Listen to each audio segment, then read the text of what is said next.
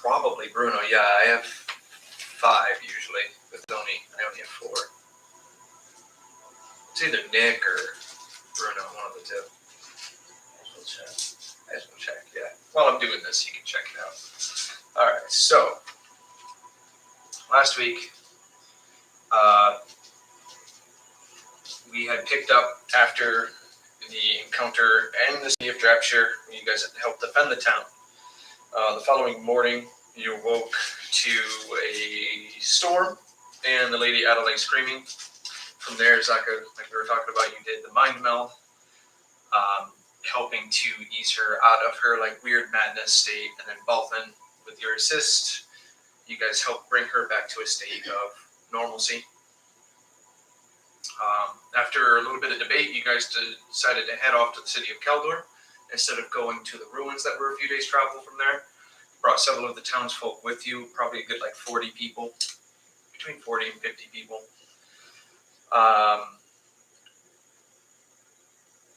After roughly like a 10-day worth of travel, you guys made it to this Dwarven outpost, where after investigating it for a little bit, you realized that it had come under attack at some point. You and Bruno's character Malik were investigating the area when, I forget who, but somebody decided to just bang on the door as you were going inside, which alerted the denizens inside, which was just a shitload of those witherlings that decided to come racing down the staircase and out towards you guys. You guys then pulled like a Ninja Turtle, like Ninja Vanish type move, and ended up back with you and Halvar, and then decided to attack the place, where there was a spellcaster. And after combat ensued, you guys figured out that there was this reptilian creatures that you had seen before, like these reptilian humanoids that you're dealing with now, that they seem to be intelligent and somewhat leading these things. Aside from the spellcasting versions of the undead that you've already come across leading these armies, now there seems to be these weird reptilian humanoids you have to deal with. And after a little bit of a mini god battle between a kitty cat and a 5-headed dragon, you guys killed one of the humanoids. And then I think it was because Bruno had a hypnotic pattern. You guys walked upstairs, hog-tied the other, bound and gagged it, stole its components pouch. And that's where you guys left off for the night. So we're going to pick up there, moments after the battle, with this creature bound and gagged in front of you. Malik brooding in a corner, and Halvor just standing there at the sun's cross looking tough and scary, like a big statue. So what would you guys like to do?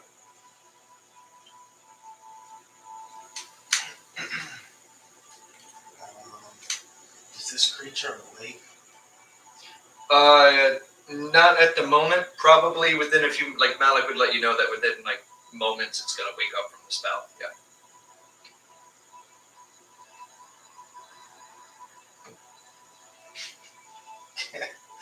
I just like. Oh yeah, of course. It's helpless. You can absolutely do that. And after about the second strike, it comes right up out of it and then tries to, like you can see its eyes narrow, like the eyes like get that narrow slit like cat's eyes, and then it just narrows and then tries to lunge at you, realizes it's tied up, and then kind of like stumbles and falls onto its side. Nice. Attack about good. Yeah. Think you can cast any spells right now? No, you specifically tied up its hands, Yeah. gagged it, and stole its component pouch. Thanks, Barb. Got you. Alright, I would ask Barb if we allow him to speak, what are the risks?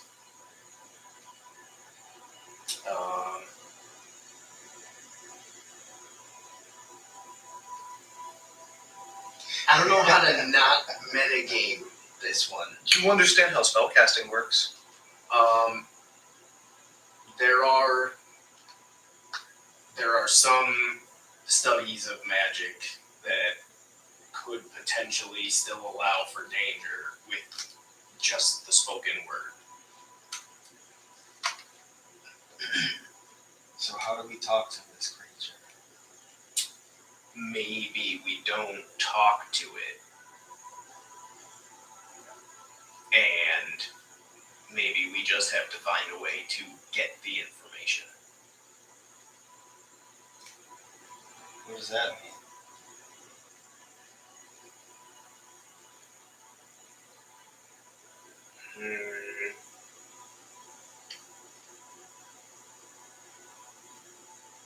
You got a plan over there?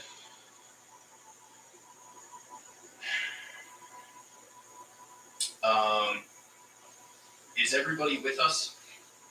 Like Everybody- Adelaide, like they're nearby? You guys, like the townsfolk, you guys left them where you had started from, which is roughly like a few hundred feet away. Like, Okay. So let's take this down to the courtyard. We're going to, you and I will be with it. We'll get Malik, Halvar, and someone else with spellcasting to stand at a reasonable distance away. I have a way to compel honesty from this creature, and so long as they're a good distance away, should it find a way to do anything to get away, somebody may be able to react and stop it. Okay, but I think Caldor should be right there. Like with his mace. I don't like that part. That's why I want him away. He's not so really. he has been stashing. Yeah, he's not standing that far away for our safety. He's standing that far away for this thing's safety. So That is a good argument. I love That's it. fair. Yeah. I love it. Okay. he's gonna hear the He's wrong. visibly disappointed at this. Yeah, he's gonna hear the wrong kind of hiss, and Just assume it's an aggressive hiss and just take it out. Yeah, that's true. so I guess with that, like the 60-foot area, have Malik and somebody else who can cast something, mostly like a dispel magic, Oh, something. Adelaide affirms that she can do that. Yeah. So we can have them about 60 feet out. You and I can go in. We could take off. Like I'm gonna use Zone of Truth at the creature, and I mean,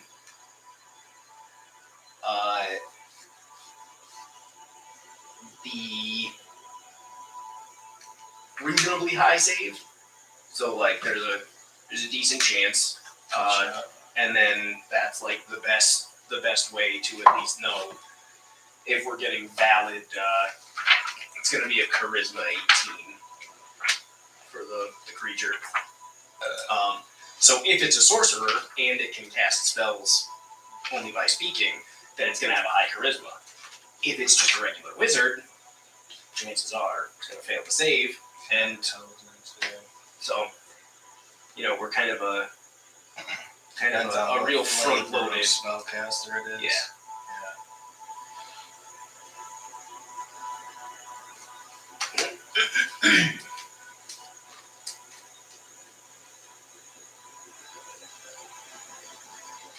Okay.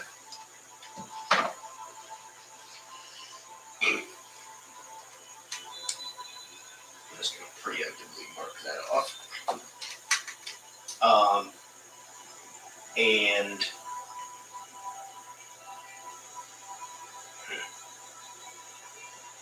no, I don't have anything that would be a reaction to work against that. But yeah, we'll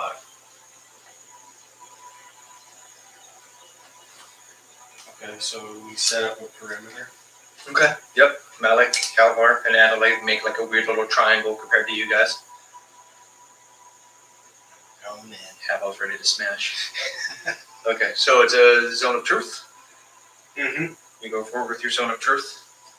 Okay, and it is a charisma save, Mm-hmm. and you get to know whether or not a creature passes or fails its saving throw.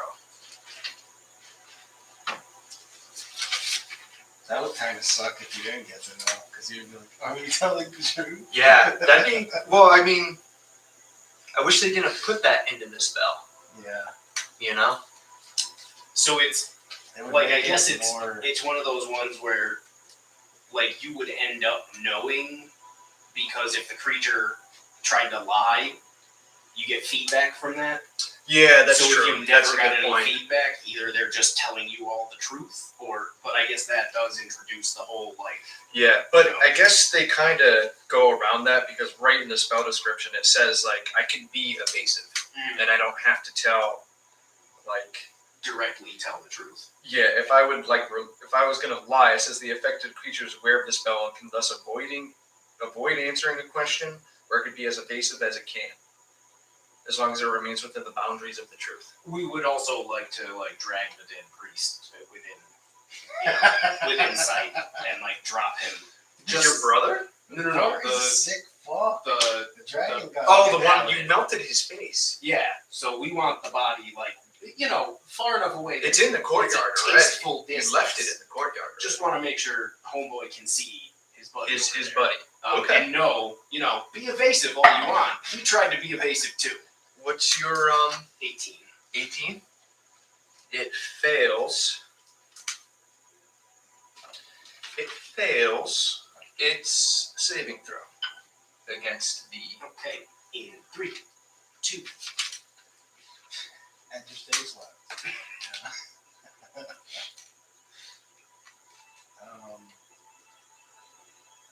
I suppose I'll remove the gag. Good call. Yep. Solid start. Right out of the gate. Step 1, step 2, step 3. How it goes. What's next?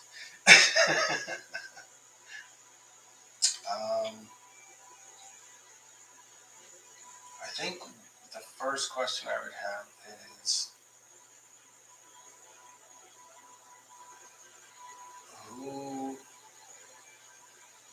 who sent you here? Who do you report to? Also, as a side note, what language does this thing speak?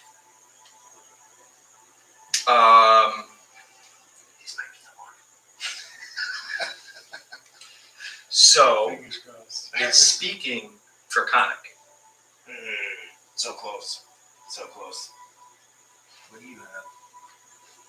Undercommon. I'm still trying to find where that, You're talking to the Drow, isn't it? Yeah. But anyways, you can continue. Go talk to Jackson. Yeah, you guys can continue. I'm just here to I guess I'll just translate. I'm learning. What's your intelligence score? 10. 10? Mm-hmm. Okay. It would take you a while of constantly speaking this language to pick up fully on it, but you could probably end up picking up simple words and stuff like that. I could definitely just cast tongues, but I feel like Vodka's got this one. If it starts to go south, The zone of truth isn't concentration. nope, but it is 10 minutes. Okay, so your first question was Essentially, who sent you here? Who do you report to? okay, so it looks at you, and then you can see it start to respond, but then it gets a little tongue-tied, realizing that, like, I'm going to say this is just like it falling under the effects of your spell, and then realizing that it can't just speak in lies and riddles to confuse you guys. It just kind of narrows its eyes, gives like a little bit of a, not a sigh, but just like slumps its shoulders a little bit, and then looks up to the two of you and looks at you and says, "The Queen Mother." What did you say? He said the Queen Mother. Oh, okay. All right. He said he reports to the Queen Mother. That's not what I heard, but that's okay. I got it. She sends us here at the behest of the one who struck the bargain. When he struck the bargain. They're traitors? Is that what they're saying? No. They Did want we to just- sell you first. Did we just loot a caravan? I don't think so.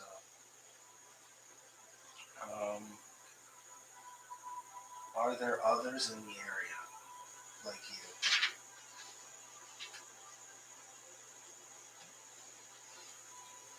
Yes. Very helpful. Yes. There are more in the area.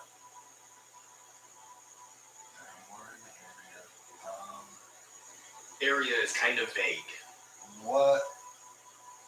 What's your goal? What's your mandate?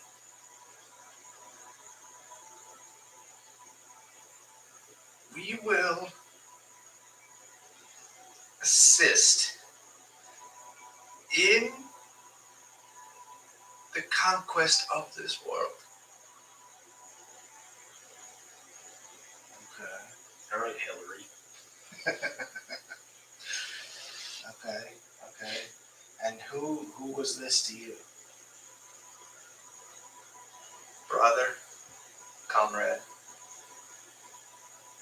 rival. Right. It's a good thing I can't hear that shit. And do you consider yourself his superior? He is dead, is he not? That could be luck. Could be. It's likely luck. Would you agree with that? Perhaps. He's a wiry little guy.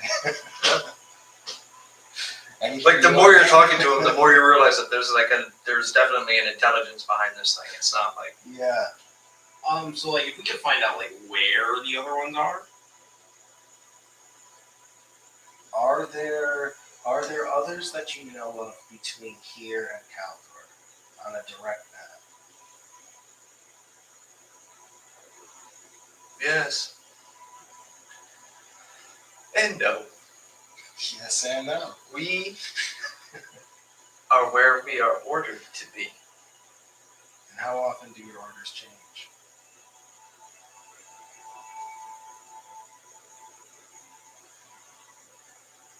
Sometimes, often. Recently? No. Okay. Seems to be a lull. What else? What else would we need to know? How would we know that they're in the area? How would we find them?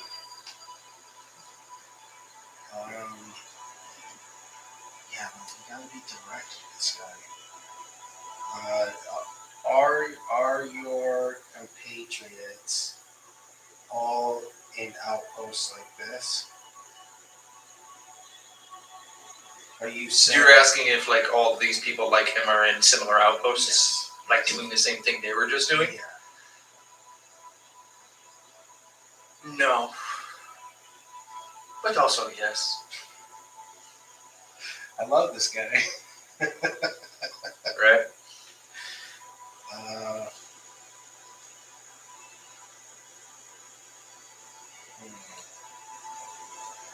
Here's one. What would you do if we let you go? That's an interesting thing.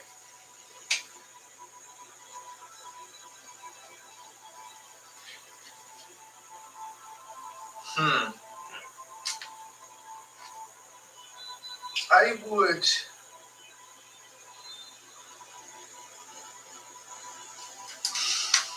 How the fuck would he answer that? That's a tough question. That is a tough one. Wow.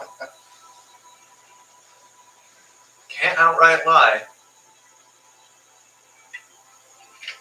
Okay.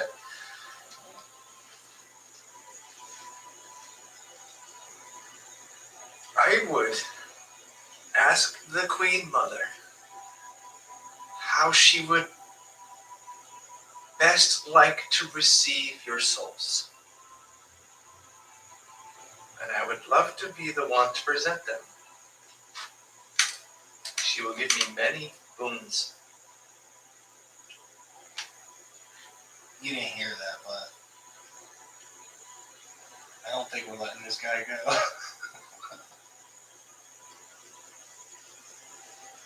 Oops. Does it seem like he can understand me when I'm like, so I'm talking to him in his language, and then I'm talking to him in common? Like, does it seem like Make an insight check. is that intelligence? No, wisdom. Sure. Perhaps. Because it's a good one for me, so it's wisdom. 19. 19. You can get the gist that he might not understand perfectly, but he is intelligent enough to pick up on like the language that you're speaking and has the general idea that you are interpreting. You know he can't lie to you right now. Yeah. So you just ask.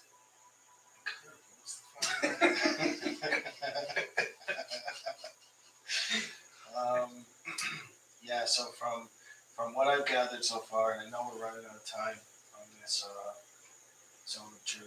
I'm gonna say you got like 5 minutes, maybe about half the time. You've asked like a handful of questions. Yeah, so we know that there are others in the area, however you want to interpret that. I interpret that as nearby. There are others between us and Caldor.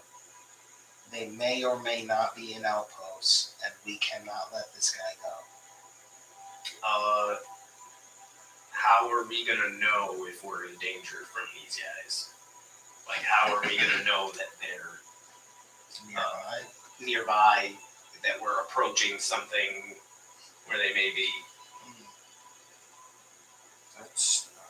I'm wondering how I asked that question to not be ambiguous.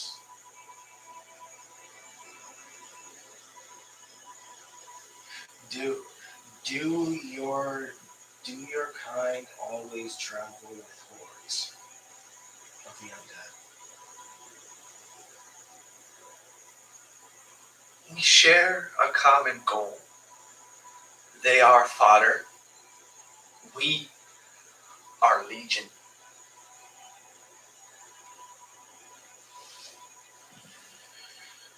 So it could be the horde tracks we've been seeing. Could be a good signifier.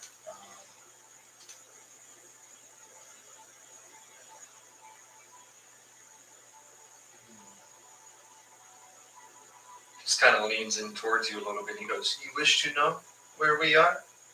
How to find us? Yes." Yeah. And then you just see him. He opens up his mouth a little bit and like starts huffing the air, like breathes in deeply through his nostrils and his mouth. He goes, breathe in deep. You smell that? You taste it on the air, and what you smell and taste is death. And he goes, that is where you know. That is how you find us. Okay. Take a deep breath, Bart. You smell that? You taste that? Because I just farted. I was gonna say, it smells like death. No, that's the smell of death in the atmosphere, in the environment, is what would be a clue. So I don't know that I need anything else. Speaking of the smell of death,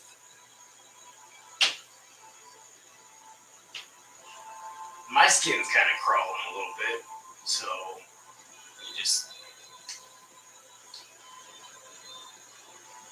Finish him off. oh god heavens no! I want you to. I'm not doing it. Caldor.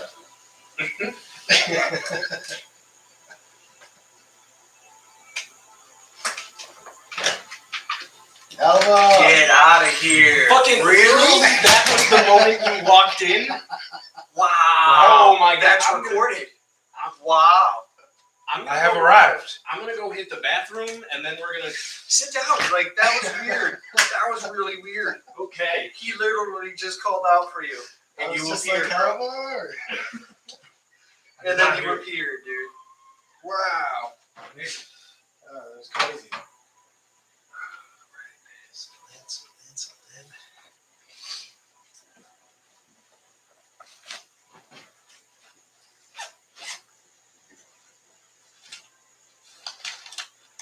hear a funny story, Lou? What's that? My boy Frank just happened to go on our old clan's message board, and there was a complaint about them not finishing Ultra Nightmare and Nightmare every day. Really? And then he sent "Your team sucks" gif. Lewis, you want to catch me up? Yeah. Catch me up, bro. So the spellcaster that we kept tied up and held captive, we just finished interrogating him. Basically, we found out there are others like him nearby. They sort of manage or supervise the horde. They're definitely between us and Caldor. They don't always go into outposts and recognizable structures, so you can't just. Oh, the dude we found in the outpost. Yeah. Yeah, and the smell of death in the air is the sign that they're nearby. So I got some shit to fuck up. I mean, we got some And, shit to fuck up. and the last thing I found out is if we let him go, he's just gonna try to kill us. So we're not letting him go, and that's why I was like, all right, we're done interrogating this guy. Hellbar, and then you open the door. That was a very good. Yeah, that shit's recorded. That's funny as fuck. Yes. Sorry about that. Something else was said. Okay. Exactly. Angry with you. Yeah, I thought Bruno said last week that he had the thing that he wasn't coming, but he didn't say anything in text. So. What thing? Wasn't he going to that dude's to check out? I thought what was it, comics or something? Not comics. But Well, maybe that's what he did, and he just said that he wasn't going. I thought he said that last week. I don't remember. Ed was talking about something with comics. Oh, you're talking about Bruno? Yeah, wasn't he doing something this week? Well, there's a thing tomorrow, like a swap meet. Oh, I thought that was today. No, you said he wasn't. So there's a dude that does a warehouse sale in Meriden.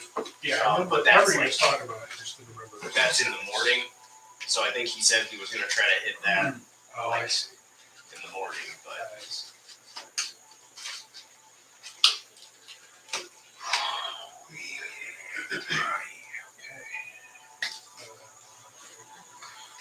Handy dandy notebook. nope.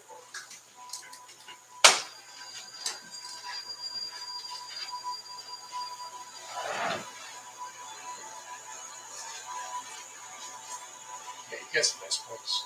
How did you look up that shit yet?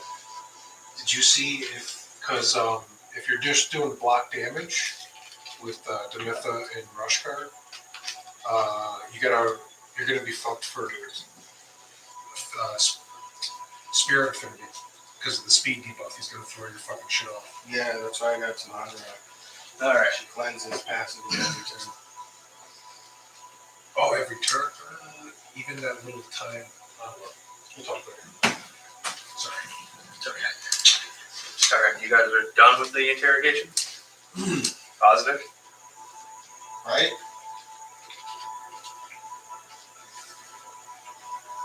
How's coming in? Okay. We've been waiting patiently. All right. Well, as you start to walk in, and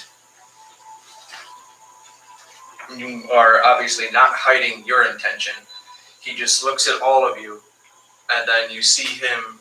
You hear what starts to sound like a churning, like almost gagging sound, as you can see, like he heaves his chest a little bit, and you see a swell in his mouth, and then he just points straight down at himself, and a gout of acidic just smog just erupts from him. And now all three of you need to make me a dexterity saving throw, please. I'll try. Do it, Ed. Do it. 24 points of acid damage. What'd you get, Lewis? 13. 13? 24 points of 14. 14, 24 points of acid damage. What'd you get, Albino? So I take half. 24 points of acid damage. So the dexterity thing is most. Yes. Are you the one who has my spare inspiration die, or is it Bruno? I used it last night. Okay, well, then it must be Bruno that has it. Okay. So you guys are covered in this acidic fog that just envelops you and this reptilian entity. And then you hear the Lady Adelaide shout, and you hear the footsteps start to run in the opposite direction of you guys. And as you turn, and it starts to dissipate only a little bit, you can see the entity runs up to like the Lady Adelaide, and then you see him just do a quick little gesture, grab something out of his robe and crumple it, and then he just Misty Steps. You know what the spell is. You've seen it done plenty of times. Misty Steps like past Adelaide, maybe 15, 20 feet behind it. What do you guys want to do? I'm chasing him. Okay. We can roll initiative real quick, you and me. Okay. You're probably going to win. 18. 18, yeah. You beat me. So yeah, how far away is he? You're an eager little boy. Probably about 35 feet away from you. Yeah. Well, within your tolerance. How close is that?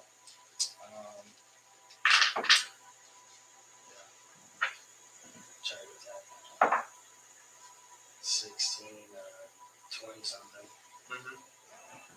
And, Yeah. You want to stun? You want to stun me, bro? I want to stun him. Want to 1v1 me, bro?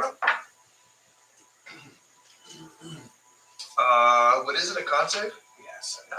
Okay. Wow. I got a 17. So you try to stun him and he keeps running. You're just laughing. 13 bludgeon and 3 force. Okay. So while you try to stun him, you critically render him unconscious again.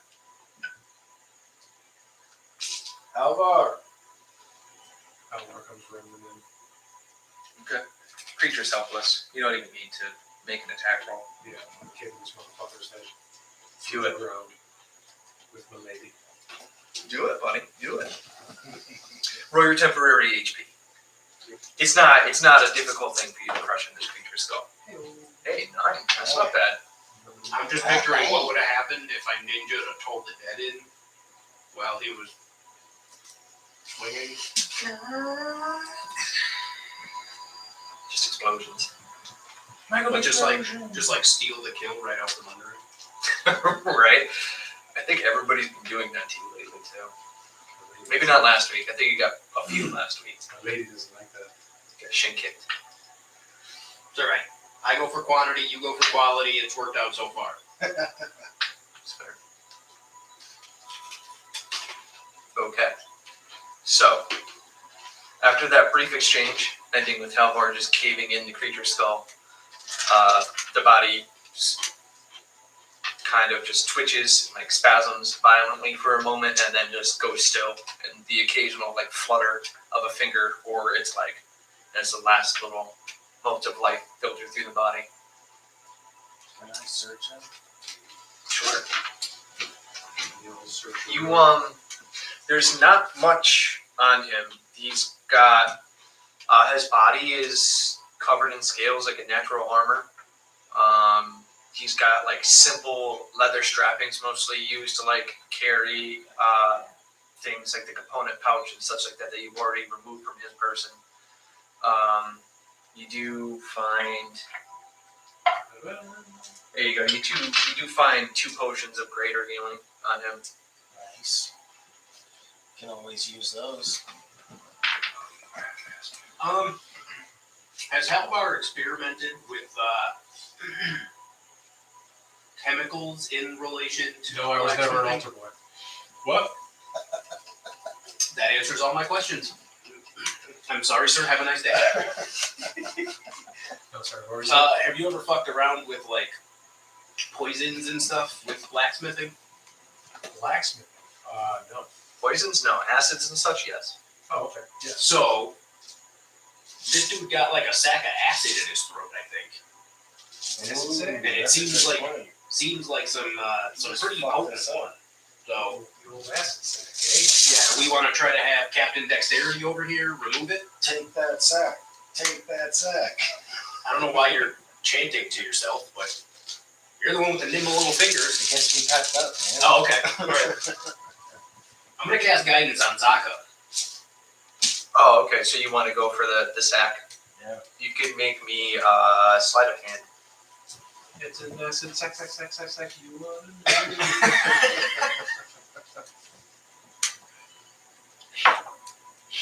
Ooh, 23.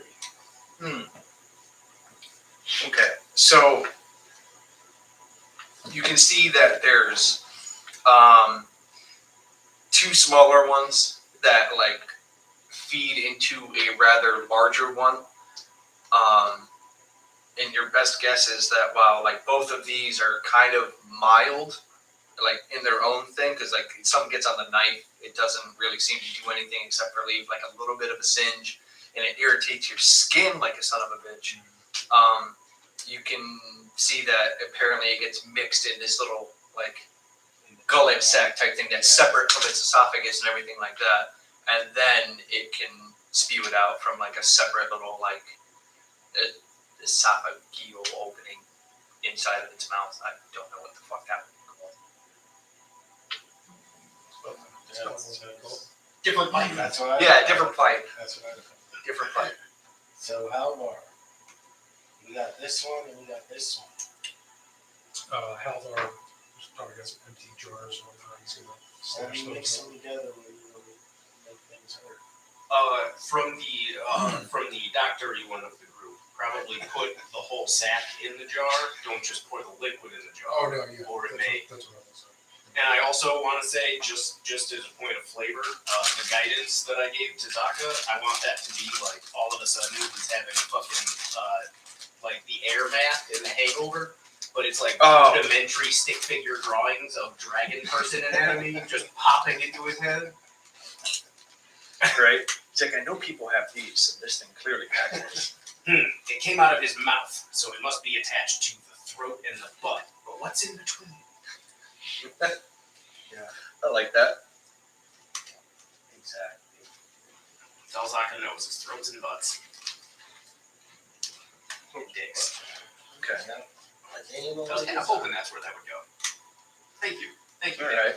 So as you guys are doing this, Adelaide steps up between you all and goes, right, so from what I heard, it sounds like there are several more of these beings alongside of the Mad King's army.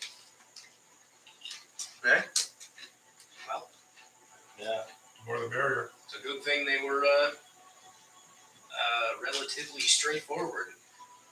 Nothing infected anybody, and nothing made people run away in terror. Just the regular, normal stuff that tries to kill you.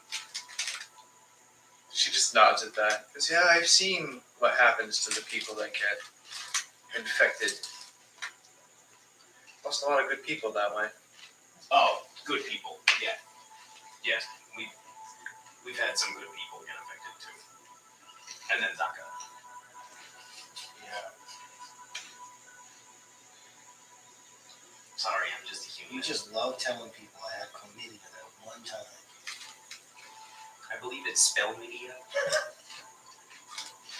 Yeah. That sounds Spell media. You had a spell TD. Still an STD. It's still an STD. Herpes Potter.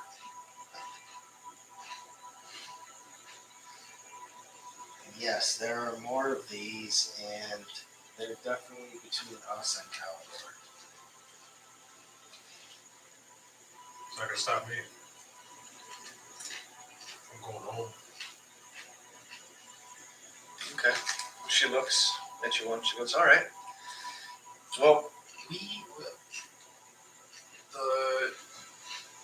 The people in the group, like, it's a diverse group, right? Mhm.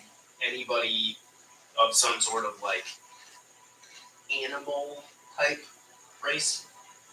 there's only a couple. Yeah. So if they have very fine-tuned senses of smell, I think it's probably worth like letting them get a whiff of those chemicals, see if they might also be able to, keep a nose out and see if we start to approach territory where that residue is kind of hanging in the air. Keep them on either end of it. Okay. I don't think there's a playable race that can do that.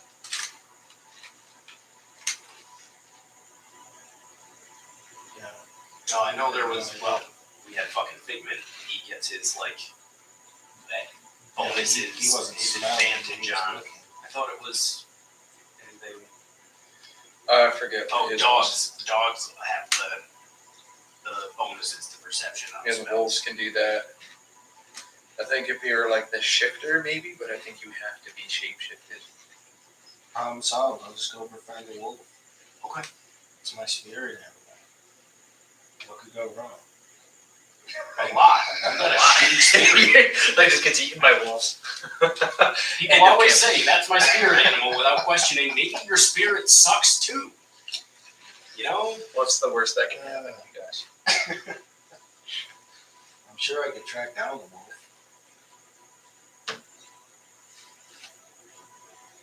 Okay.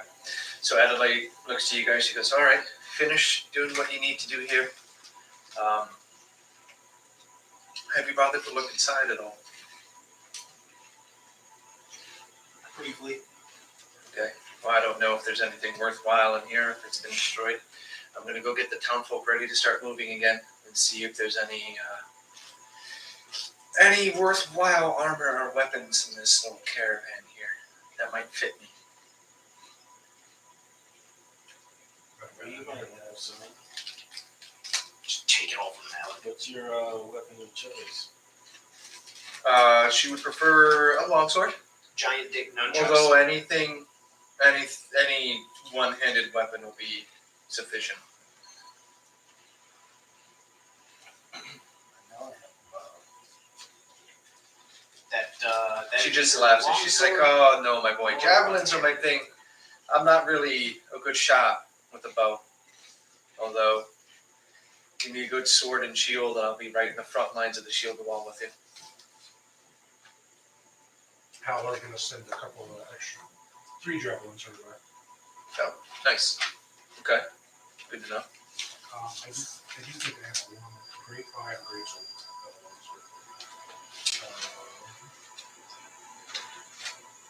Yeah, I have a long sword.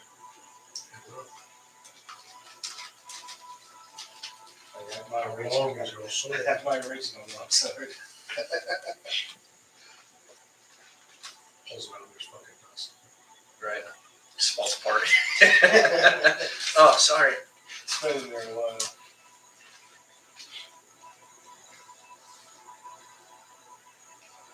I have my original shield from before I had The magical shield. So, You need a new shield, buddy. I got a magical one. Wait till I get back to the forges at home. Ding. Okay. So what would you guys like to do? Lady Adelaide collects the things, gives you many thanks, and then prepares on her way to go back to the caravan to get them ready to start moving again. What time of day is it? A little past mid-afternoon. So we're gonna. Swords are good. Oh, right. These are one of the outposts, like outside of Caldor, or we're just looking at Yeah, you're within like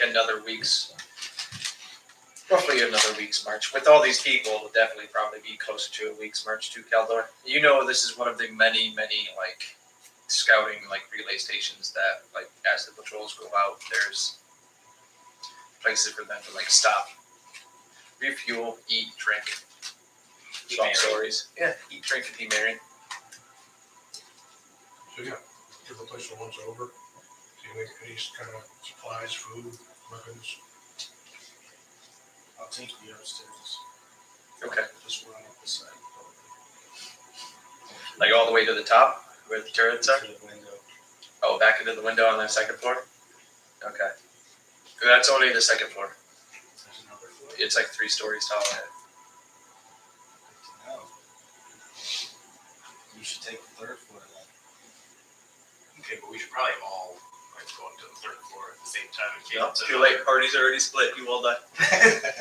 You know, if it's another door that's just holding back a whole bunch of shit that wants us in, Same building, bro. like there's the possibility of between floors. Fine, There's I'll go closed to the door. third floor. I'm gonna also go to the third floor, which was the idea. That Then I was I'm gonna having go to the second all of us. floor. Okay. So what are you guys gonna be looking for? Benny Hill scene ensues with Belfast and Zaka going up. Nice. Okay, so Mostly like the scout logs and reports and et ceteras. etceteras. Okay. For a group check, I just want you guys to all roll me a d6. Because you have enough general time to investigate. What was it? 1. 411. We got the info. Look at them. Mm-hmm. Okay, so Zaka, upstairs is pretty much like the sleeping quarters and stuff like that. There's like a small little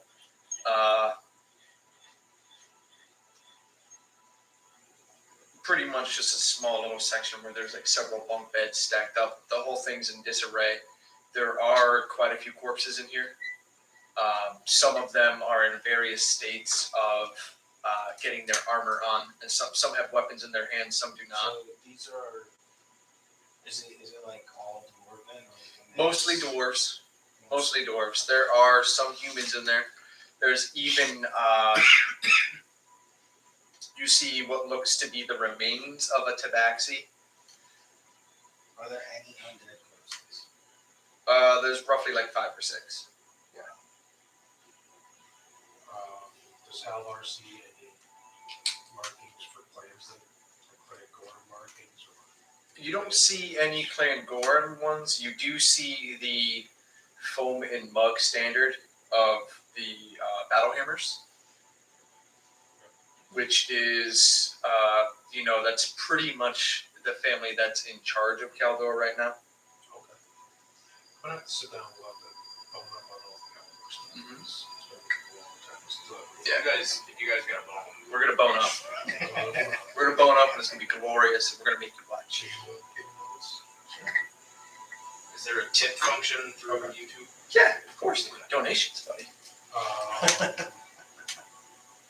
PayPal, Venmo. As anxious as Halvar is to get home, he does want to see to the bodies and just, do something with dignity. If only he knew a priest. Right. To So do so. wait. So what you're finding for like supplies and stuff like that, you find probably a couple of weeks worth of dry rations for roughly 15 to 20 people. Are you keeping track of all the rations and food and shit? There's various weapons and states of like various decay and stuff like that. As far as logbooks and things like that go, there's only one that is still legible. The others have been seemingly purposefully like rifled through, or there's several. What you're guessing is remains from like there's several scorch marks, like there's a fire in here, and then you also see more telltale signs of like that acidic wear and tear on the stonework and the woods and stuff like that.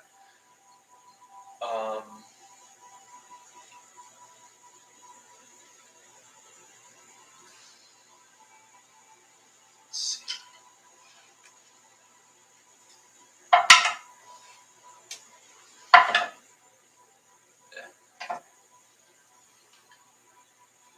Other than that, besides for bodies,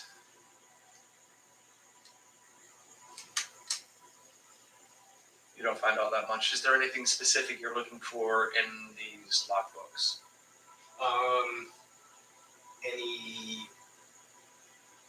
Any mention of like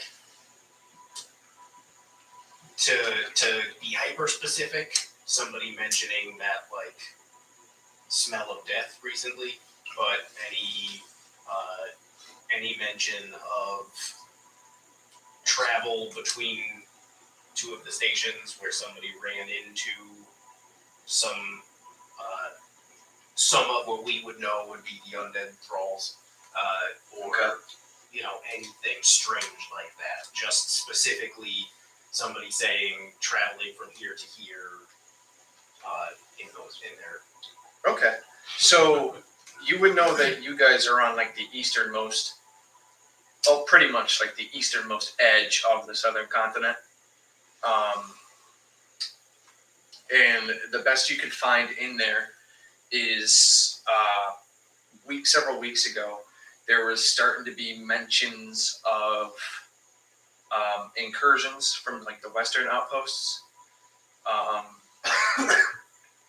More mentions of like things you'd already come to know about, like how there seems to be more and more of these hordes started to gather in strength, and how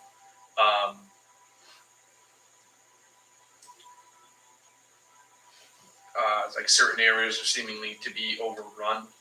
There's a brief mention of a possible like recall to try to fortify the city, and then there's another brief mention about how there's been like a lack of word from other relay stations out to the west, and also scouts that were sent out and only one coming back saying how they were cut off, seemingly.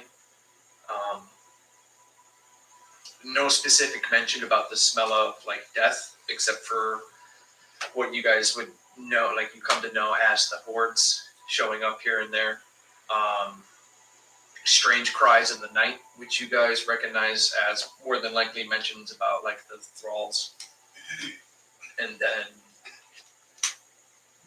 then one of the last records towards the end of the book that's kind of like torn and scorched is what you're guessing to be from like the guy that's in charge of this, saying how they're going to probably make an effort to head back to the city, because those cries that are mentioned seem to be very close, and the last set of scouts they sent out didn't return, and that was roughly 2 days ago. Anything just in passing about the caravan that was supposed to go out to that fort?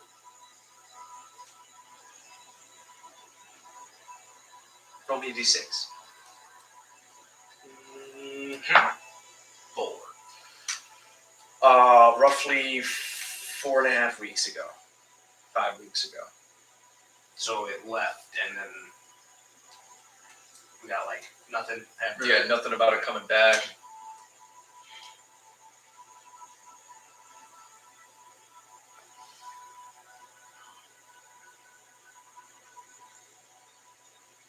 I'm going to report my findings. Hey guys.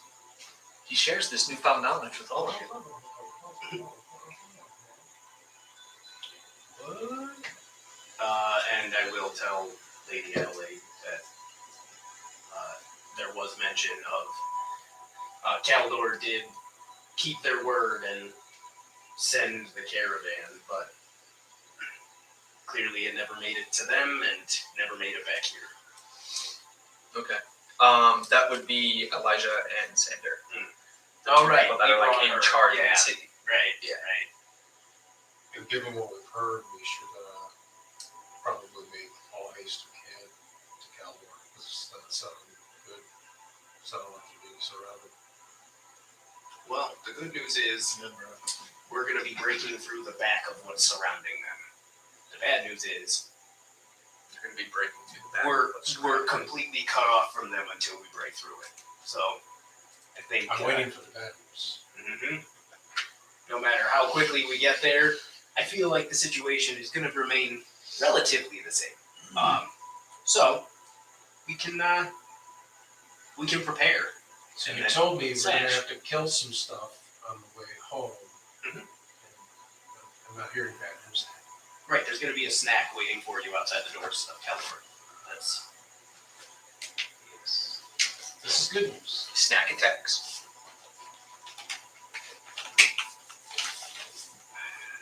Okay. So yeah, we should get with the fire. get to the home. Get this done. All right. I would like you guys to all roll me. Oh, there's only 3 of you. So roll me a d6, please. So let's see how this next set of traveling goes for y'all. 5. 6. Ooh. 1. Okay.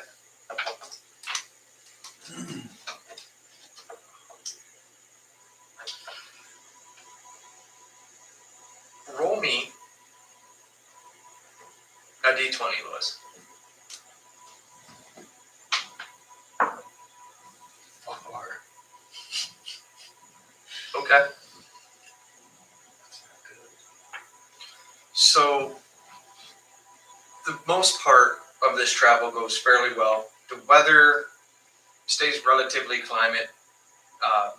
stays relatively calm. Little breezy here and there. No sudden squalls or anything like that. Every time you look up in the morning, the weather looks calm, mostly clear. You've run into very few things. You've come across several different horde tracks, but now they all seem to be going in the same general direction that you guys are traveling with as well. Now,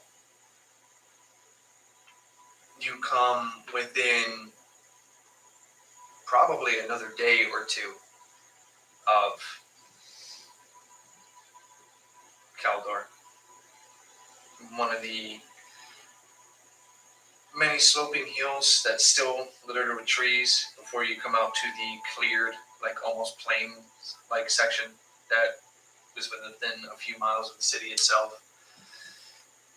You guys are gathered for the night, but something seems off a little bit. It's almost too quiet a little bit. There's no real sound of any animals. There's no birds. There's even a very large lack of insect noise. That's usually the background noise of this area, especially to you, Caldor. You know it's odd that there's no, like, you've been out on patrol several times.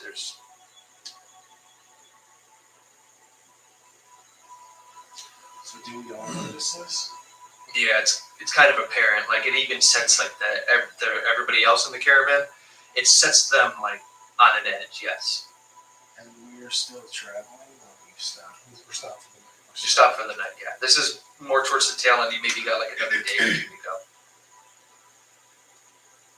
I'd like to do some scouting. Howard's gonna walk around and make sure everybody's alert, ready to go. Okay. Three lessons. All right. So how is like the camp set up and stuff? Just like the circle of shit. Pretty Circle much. away. Circle of wagons, pretty much. Yeah. The roughshod wagons and such that you have. Any non-fighters wounded in the center. Okay. So, like, it's just us, not in the center. Anybody that can hold a sword. For the most part. Is, Yeah, some people have gotten better. Like I said, there's no actual fighting men amongst them. It's just, people that are willing to pick up a stick. One super buff chick. One super buff chick that takes no shit and talks to herself constantly. Got a bad feeling about that one. Right. Unfortunately, that's the lady Oh. Adelaide. Hi. Okay, so you want to go scouting? Yeah. Okay. Your stealth checks are pretty good, so I'm not going to have you roll a stealth check. But what are you going out in search of? Stuff.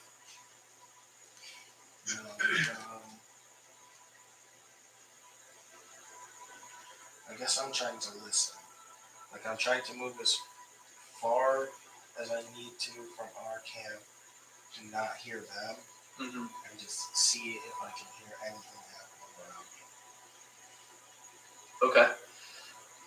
Make me a perception check then. Set that shit. 25. Okay. So, as you take the time to sit and listen, you hear,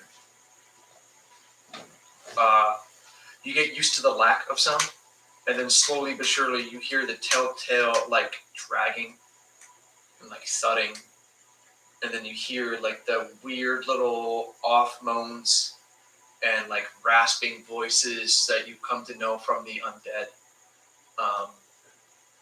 And then you start to realize that there's a heavier sound, but you can't quite tell exactly where it's coming from because you feel it more than hear it, if you know what I mean. Like, Yeah. It's like listening for a train. almost, yeah. Before you can hear it or see it, you can feel the vibrations. Yes. Okay. What are you doing? You can't pay your way out of this game. This ain't no pay to play game. Well, it kind of is.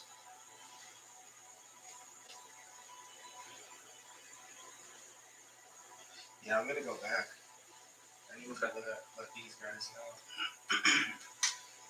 Yeah, you got it. I think I should go further out, but how far out am I from the camp? Oh, How far would you? You would have to go at least like 30. You'd have to at least go probably 100 feet to not hear him marching orders, and then people getting ready and stuff like that. Yeah. But you are speed, so that's not much for you. Yeah, I'll go back. You got Anthem? Good for you. Me too. Same here. ECBS. Yeah. There is something out there. I could probably take a guess. A lot of somethings. I could probably, you know. Thank you. It's alright, we got time, buddy. We got a whole night ahead of ourselves. I think Lewis hit his bait a lot, so that's fine. It's okay. Yeah. Okay. So you come back and relay? Yeah. Alright. So, Zaka comes back and gives you guys the word. You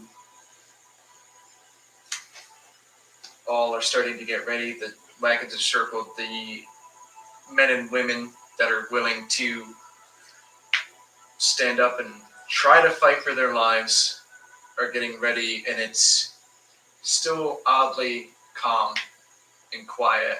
And then that heavier sound I had mentioned becomes more apparent as you just hear like a solid like, and then you hear like the sound of like a small tree and like underbrush being like crushed and like slammed aside.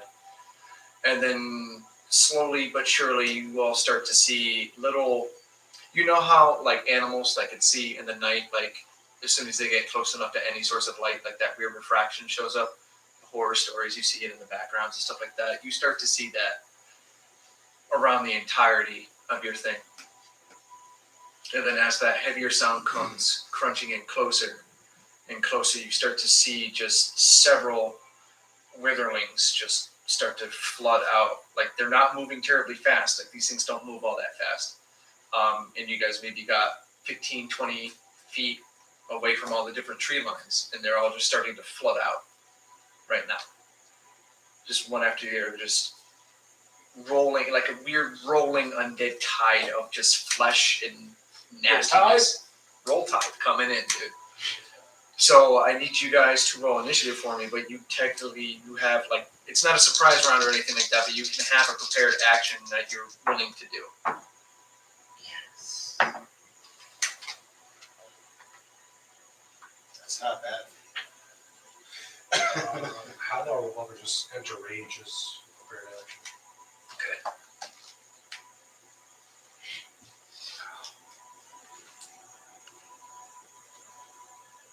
Those are big things. I like big things. Those big sheets. That works.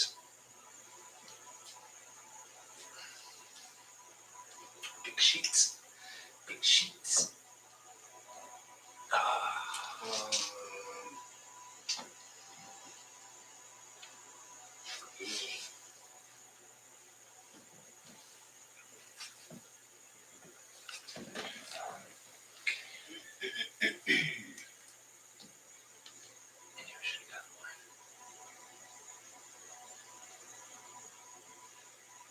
Okay, as I'm setting this up, I'm just going to explain what this is. Like the little brown path here is like the generic road line that you guys are following, and where you guys probably would have just set up, because you know that not everything in this thing is just safe.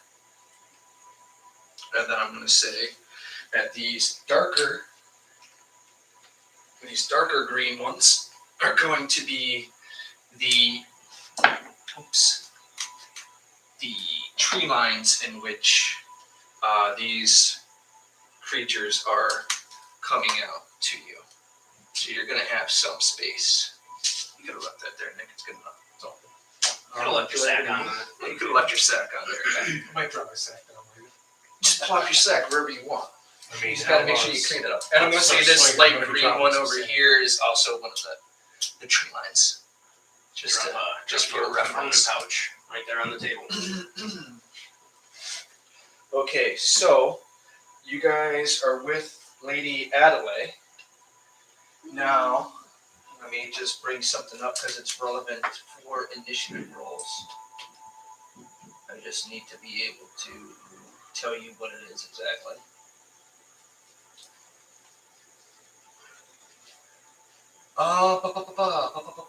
Where is it?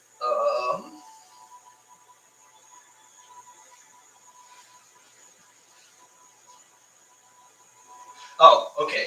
So, as you guys are starting the initiative roll, you're near Lady Adelaide. Any ally of hers within 10 feet can add their proficiency bonus to their initiative. Wow. So I think, I forget what it is at this level 4, I think. It's 5 now? Oh For my us? god. Yeah, you guys. It's 5? Get the 5 or I came in here for, what did I come in here for? This is gonna be Bart's highest maybe initiative roll. No. I think I rolled higher once. Or do you have our guys? Literally just one other time I rolled higher. I don't really. What was it? A nat 20? I think so. This is gonna be Bart's highest. Thought I had more of these. initiative roll ever. Yeah. I'm not going to be going in the last or second to last group. That's actually fairly impressive. I'm going to meet the cutoff for the second group.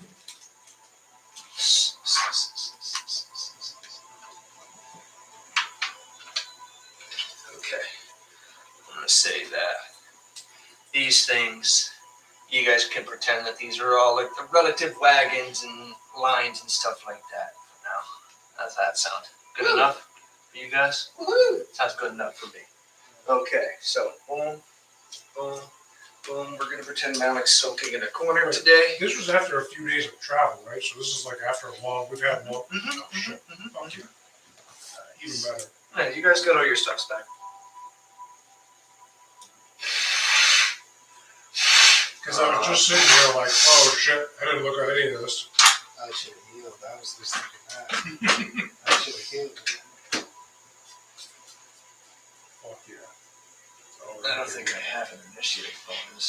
Okay, so I have just a +3. That's an 11. That's not great. Okay. Oh my god, someone's going after me!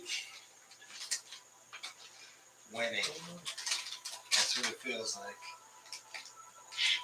But without her bonus, I would be going after her. Yeah. Ha, dork, helping me be better than you. Okay, she's tired. Okay, then I'll be undead. Okay, and then I need this Nice helser, bro. Crayon lime about crayon lime light. thing. Wow. Okay. Nobody heard that? Nice. Your fart? Yeah. Okay. Initiative for anybody. 20 to 25, nat 20s, nat 1s. I have 29. Okay, you're going first. Anybody top that? Let's listen to some Terror in the Wood, shall we? I tapped it with effort. Yes. We're all proud of you, Bart. Thanks, Dan. Okay. All right. So 19 to 15. 15! Hey. 18. Okay, Balth and Hallmark.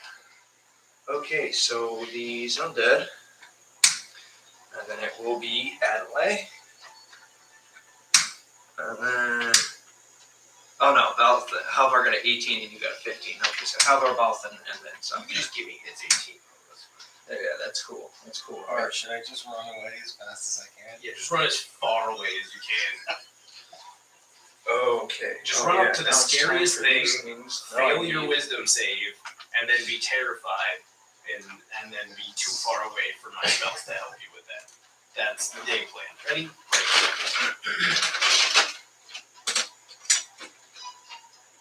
Boxo zombs.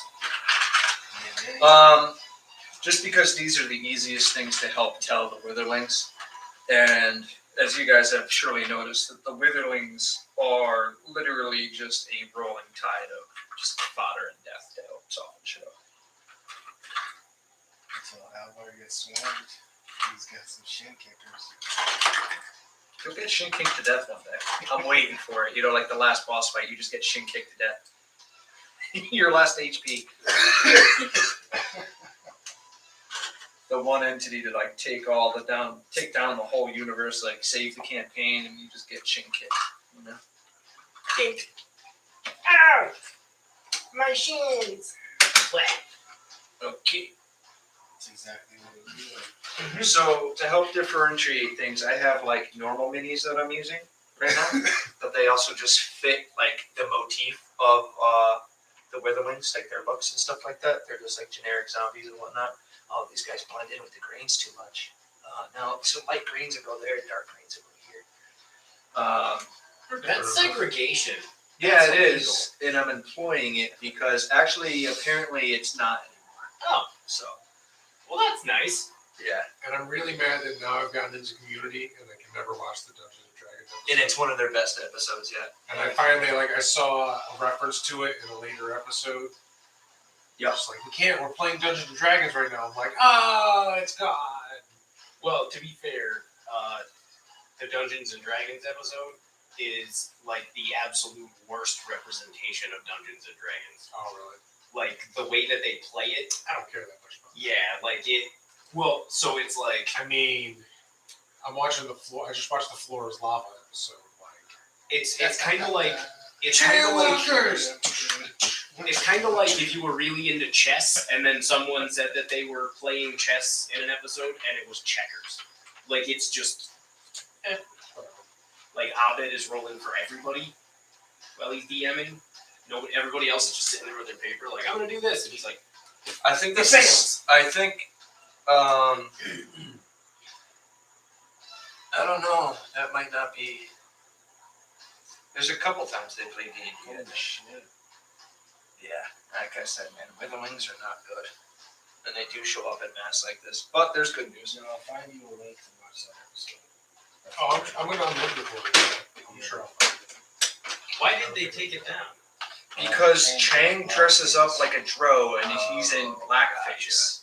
Even though Shirley calls him out on it and they make fun of it. You know, he doesn't do anything derogatory It's to not black that people. bad at all. No, it's not not. offensive. It's just a trigger. Yeah. Yeah, because, you know, apparently people have the right to be offended by everything. With his silver hair. Yeah, he was pretty That's the convincing, one thing. He was. He played the part well.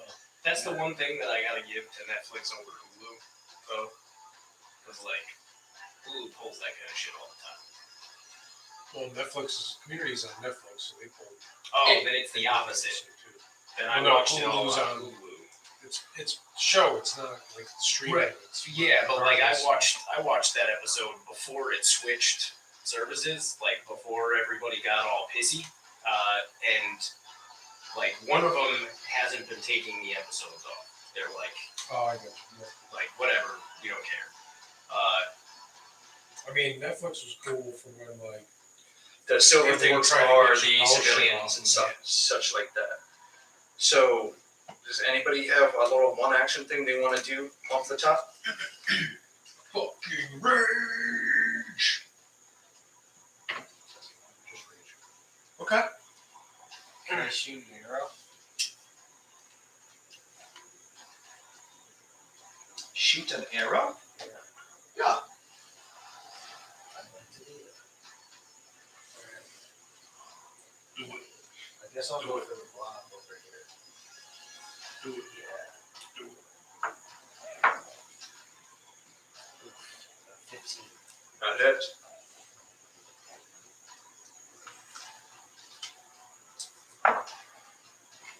Eight bludgeon, and so it'd be 10 bludgeon.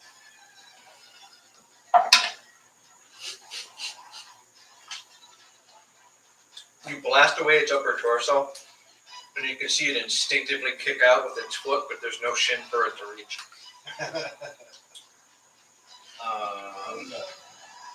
You gotta shoot I an need arrow. a concentration ring Okay, buddy. because I am going to cast Beacon of Hope.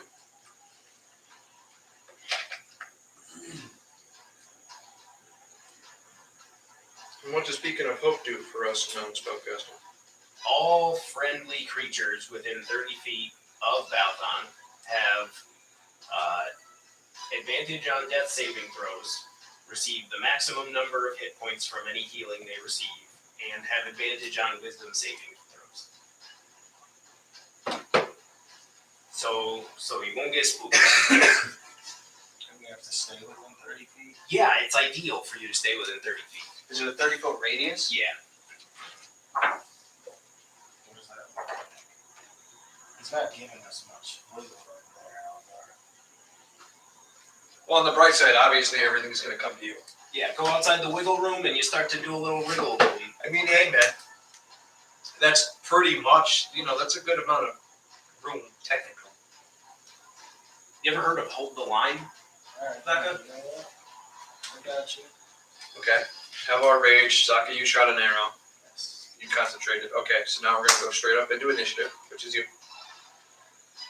I will run out to the blob. The one you shot? Yeah. Just watch, I got a plan. 7, 18? Mm-hmm.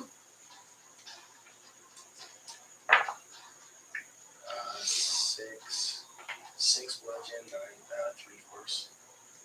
So 9 altogether.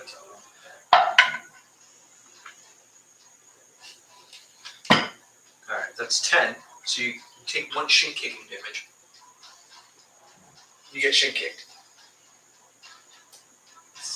And it's literally just a leg hopping up and down that just like skips and kicks you right in the leg. Alright, 20 something. Yeah. 7, 12, 16 total. Nope. Not that time. No shin kicks. Yeah, no kickings. And then I'll run out to here. I'll use my bonus action. Rage! Oh,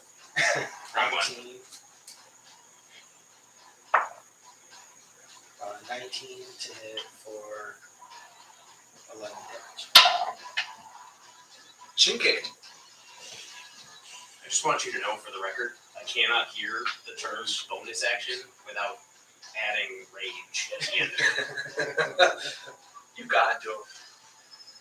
Yeah, it's not all like bonus action. Oh no, I have action surge and stuff. Well, that's a second ring. I'll know that.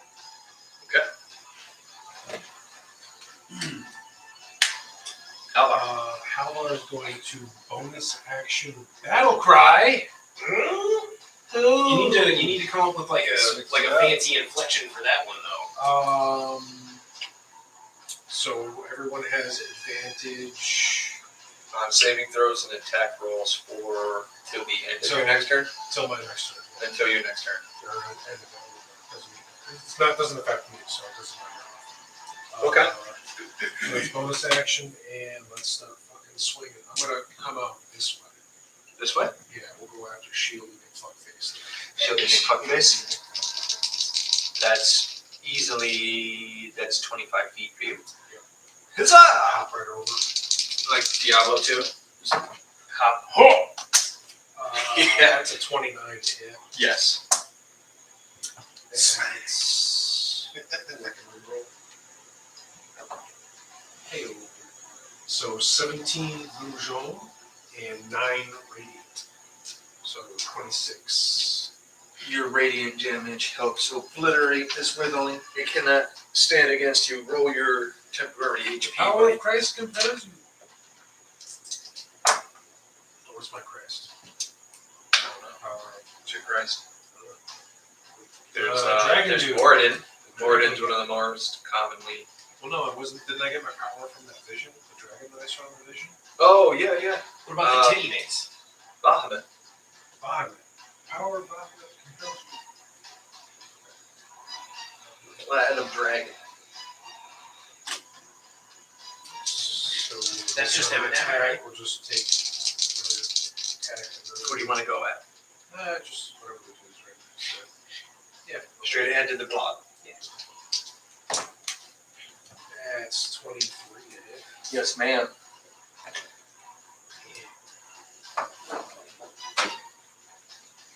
Do I have to take it, or is it a roll again? No, it's just a one roll, right? What?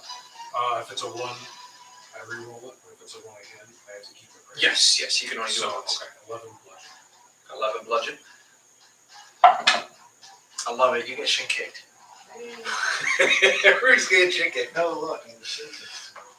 No, but if you think about it, that's where all of my high rolls are going, so you guys are fine. Yeah. I'm literally Right. rolling like 18, 19. I am. Yeah. It's a war of attrition. In 30 rounds, you'll all die. Halabar will just back up close. Just, I think 15 feet left, so just right about there, probably. Attack of opportunity. I'm gonna get you with the shin. If you dare. I'm gonna shin kick you. Nope, I'm not. That's only a 10. So it goes to shin kick you again, and it just spins in the air as you back away. I'm good. That's it. Oh, I forgot about the reaction, but that's okay. All right, Bathtub Jin, your turn. You guys start to hear that heavy thumping sound and the things like the underbrush cracking and moving and splintering away, coming from each side here, and they are terribly close. Wait, so it's coming from both sides? Both sides. What the shit? What you gonna do, Mark?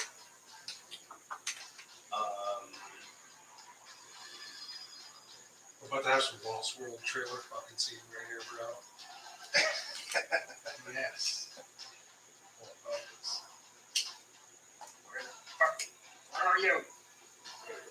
What level? I'm gonna fly over to Zaka. Okay. Death Lord Zaka. Does that require a No, it's 8 hours. Okay. If you are reduced to It 0 works hit points, you instead are reduced to 1. It works. It's an oh shit button. It does work out. It's right in the name. Should have seen Where once there was death, it is warded. I mean, Zaka doesn't get that. So. Is that end your turn? Yes. Okay. Let's see. What are you gonna do?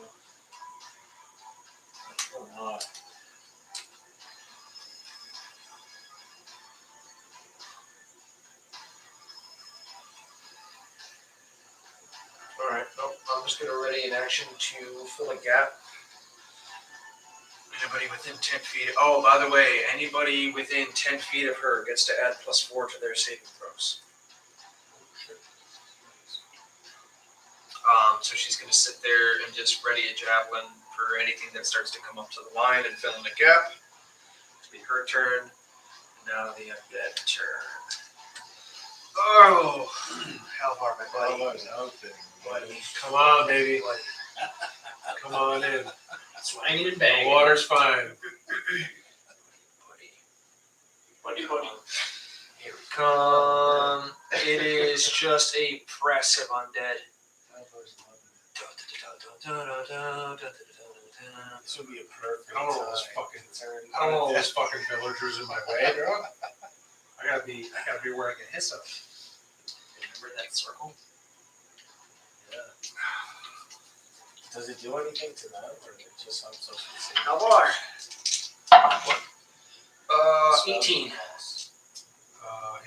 Doesn't do anything 4 to bludgeon. To them. the undead. 18 again. Another 4. 22 for another 4. That's 12 in total so far. Hold on, I'll give you the entire total in a second there. That's only an 11, so that's 1 miss. Riposte. And that's a 22, so 16 in total, reduced to 8 for your rage. And your riposting? Riposte. This is the one that missed. 27 to hit. What's your damage, buddy? Come on. 17. I'm gonna laugh if he ends up still hitting you. You get shin kicked. Oh, You no, might no, not- no, no, no. I'm sorry. 22.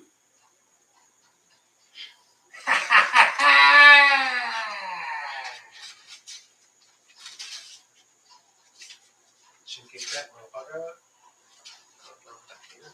That's my con. I need to find out what my con is.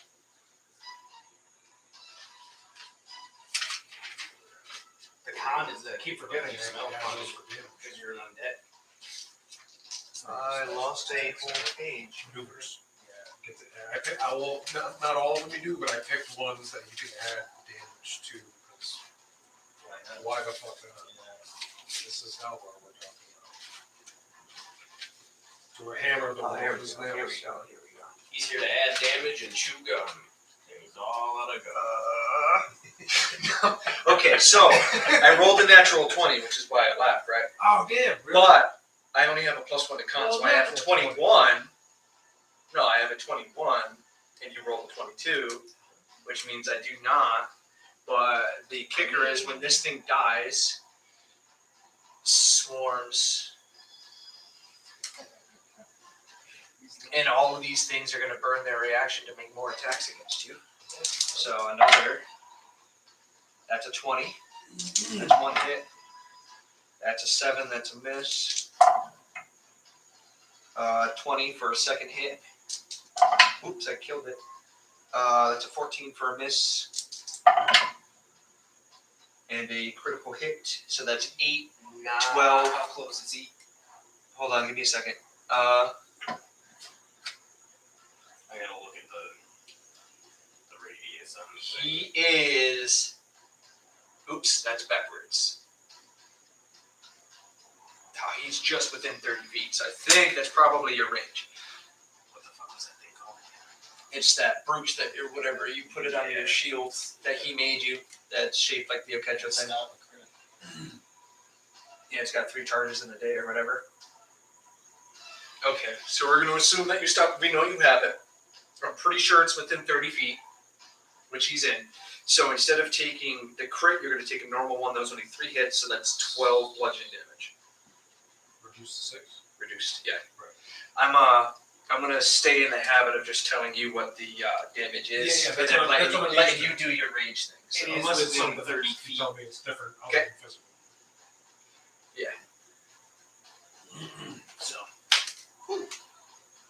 We did it.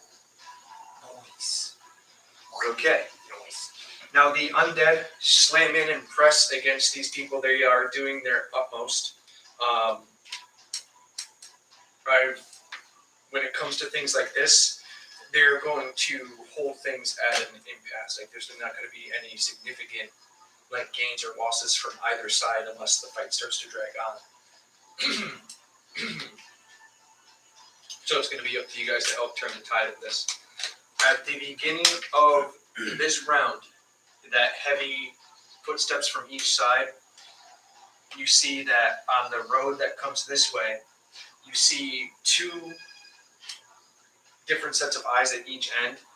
They are roughly 20 feet tall, and they're just glowing with this weird purplish green glow, and they probably by maybe the middle or end of this round, they will be added to this combat. You're the first one up, Saka. Back in the circle, you see the press of the undead up against these farmers and fishermen who are trying their damnedest to stay alive.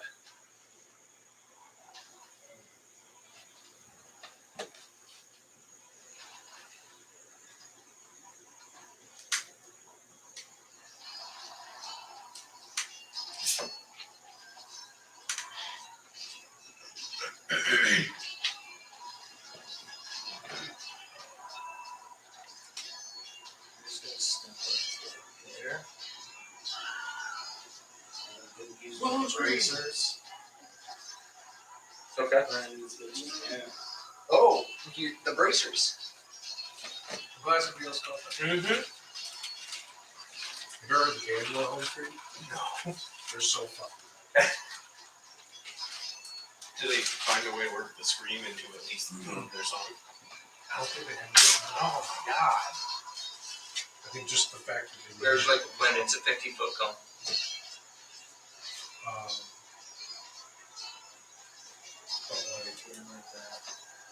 Okay, that'll get all three of those dudes there. Yeah. It says it right on there. What is it? What kind of save is it? That's Sure.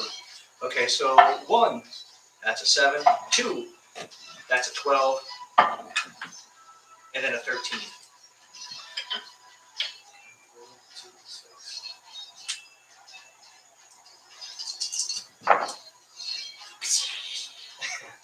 eight. 8. Okay. Ocho del Fuego. Wow.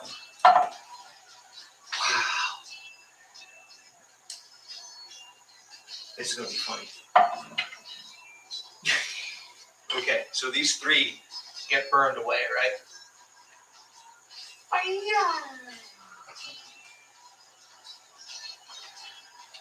But how do we do? Yoga fire. Yoga fire. Yoga fire. these 3 all move in. Now, what I'm going to do is that if you get hit by 2 of these things, oh, it's the start of your turn, so your float back up. If you get hit by 2 of these things, I'm going to have you do like an athletics check or an acrobatics check to try and not be like swarmed and pushed into there and make a hole. Okay? So it's a disadvantage anyway, so I doubt I'm going to hit you with my mighty wither bones here. That's a 9, and that's a crit and a nat 1 in the same roll, and a 7 total.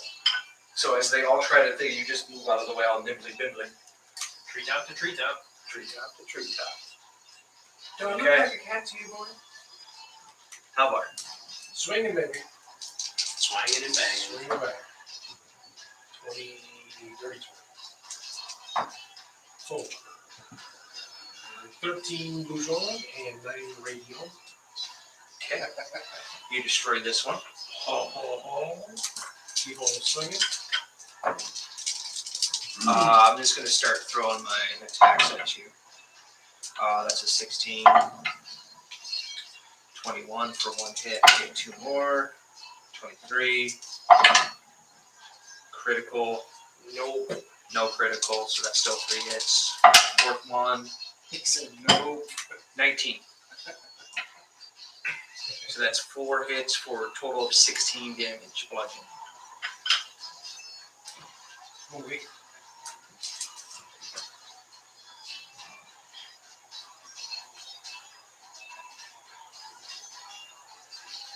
Uh, 30 to hit for 13 bludgeon.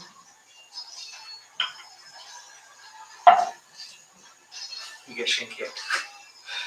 There's a crit. I'm gonna keep rolling for the shin kicks. I got one more attack since he didn't go down. I made a kill. Get the fuck out of here. Wow, the shin kick threw you off. Look at that shit. You got 2 nat ones. Snake. It hurt itself in its confusion. Yeah, it did. You got shin kicks. Like, how dare you? Okay. That's gonna do it for Malva. Malcolm, what did you roll on this? 15? Yeah. Okay. So, you're going to go first. But, you hear the stomping, and you see one of the trees over here, like, fall over onto the roadway, and then you see, like, a large skeleton hand just grab it, drag it, and this large hulking form with the tree as the club just comes down the road there. And then another one all over there. You mean like the one you one-shotted last time? No. No, that was like a unique thing. That I was like, oh, this would be cool. And then you just upended it. You know, I just wouldn't. Like skeletal ogres. I think you forgot to put them in the. I did.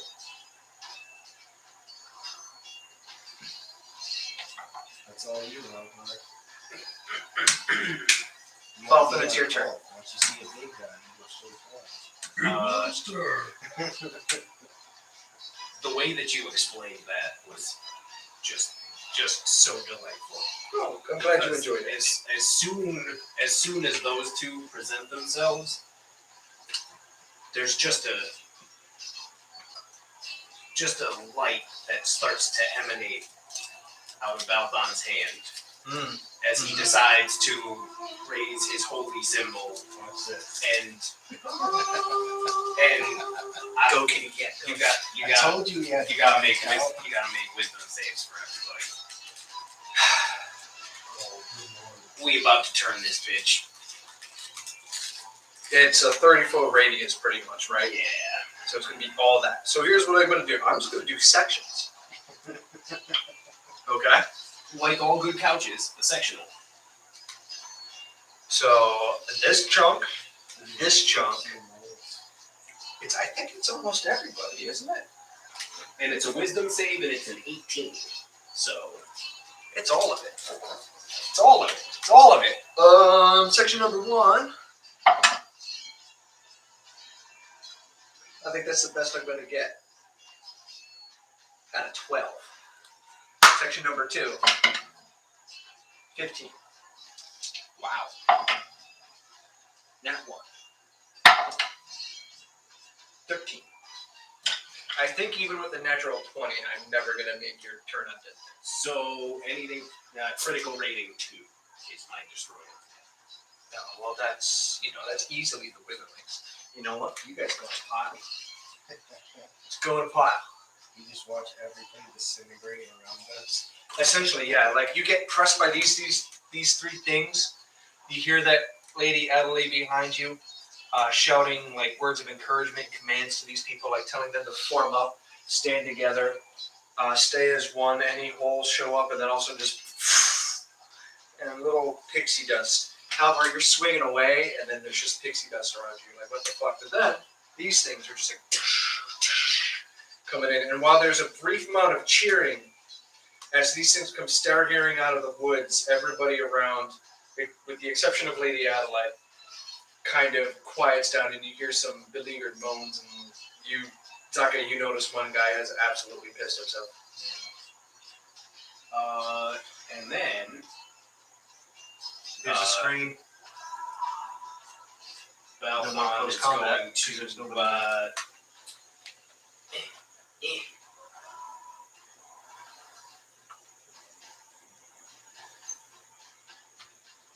take a little bit of his movement up that way.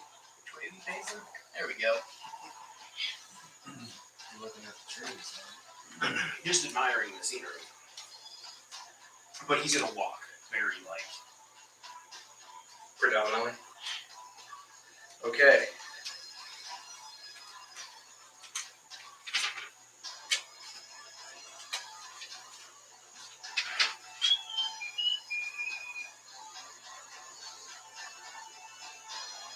Oh, I need you. I don't know what to do. And everybody just hears. And then the undead. Smelly cat, smelly cat. So, Yeah. I think I would have devised a system in order to know where my pens and pencils are all the time. yeah, thank you. You could keep them in your bum. I should, because at least when I sit down, I'll know where the fuck they are. I sharpened a pencil in my bum and now I need a band-aid. Are you looking at my bum? Bum looker. Cheeky monkey. Remember what the Andy Vito was on that episode? On that show? Are you looking at my ass? Ass looker. Okay, so it's these creatures.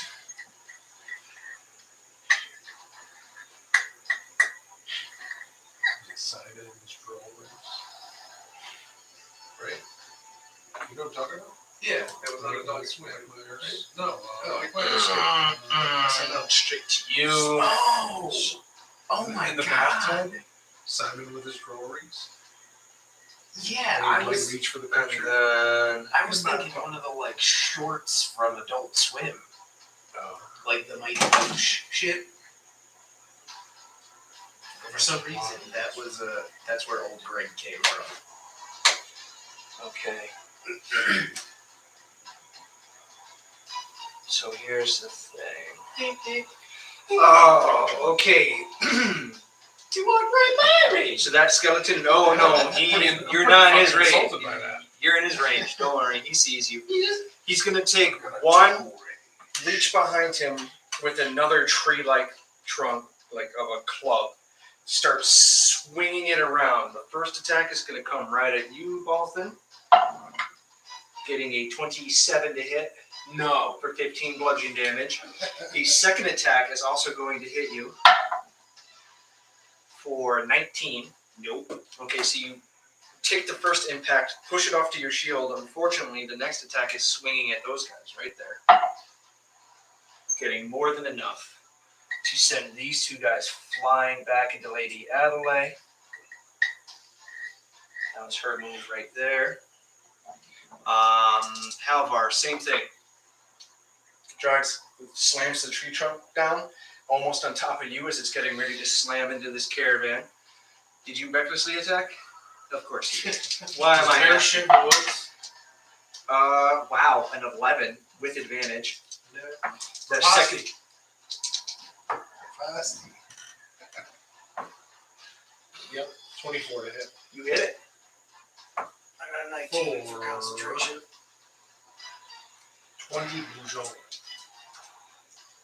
Good call, Mark. Really concentrate. The thing that's gonna keep those guys alive through their death saves, probably. Okay, so you swing back and you're smashing through like a massive rib that's like the size of your femur. You sent it shattering, and now looks at you and decides. You see as it looks down, and you just hear like the creaking and popping of like bones and joints, and then you see the magical nature that's reanimating this thing just flare in its eyes as it comes down to slam on top of you with its club. Critical hit. 30 bludgeon damage. Are you cutting it? I can't. I'm too far away. Oh, yes. Hey, my pencil back. And the last attack, as it's focusing on you because you heard it pay it, is an 18. 15 bludgeon damage. Adelaide's turn. Oh, where are you going with this?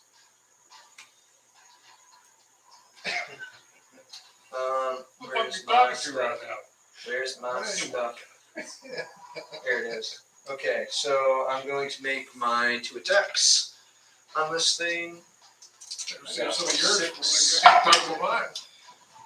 Okay, Do I hit it? No, I only hit it once, but that's all I need to do. So this one, that's a D8 for a longsword. There's a D8, and I need You it. need some giant ones. That's 11. That's not bad. It's a non-magical weapon, so it doesn't do as much damage as it should. Did it have leaners on it? Yeah, I'm not interested. Yep, it's not covered in dicks. Okay. That's what piques your interest.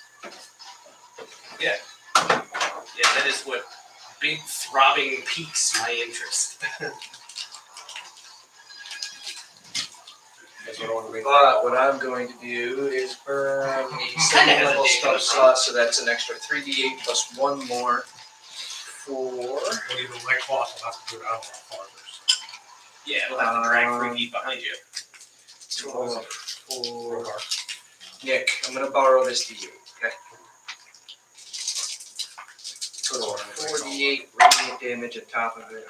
Oh, that's good. That's an 8 and a 6 for 14. 4 is 18, and another 4 is 22 radiant damage. Thank you, sir. I finally play tested him. I wasn't thrilled. I might have to just change his gear. But I'll tell you about it later. In theory, So that's a solid hit, and the creature, Balthan, you can see as she lands it in, and the radiant energy, like it erupts out of the longsword to cleave a giant path through into its thigh and crack several of the bones. You can see as it starts to focus its attention purely on her for the moment. There are no undead. Zaki, you're up. Haldor, you're on deck.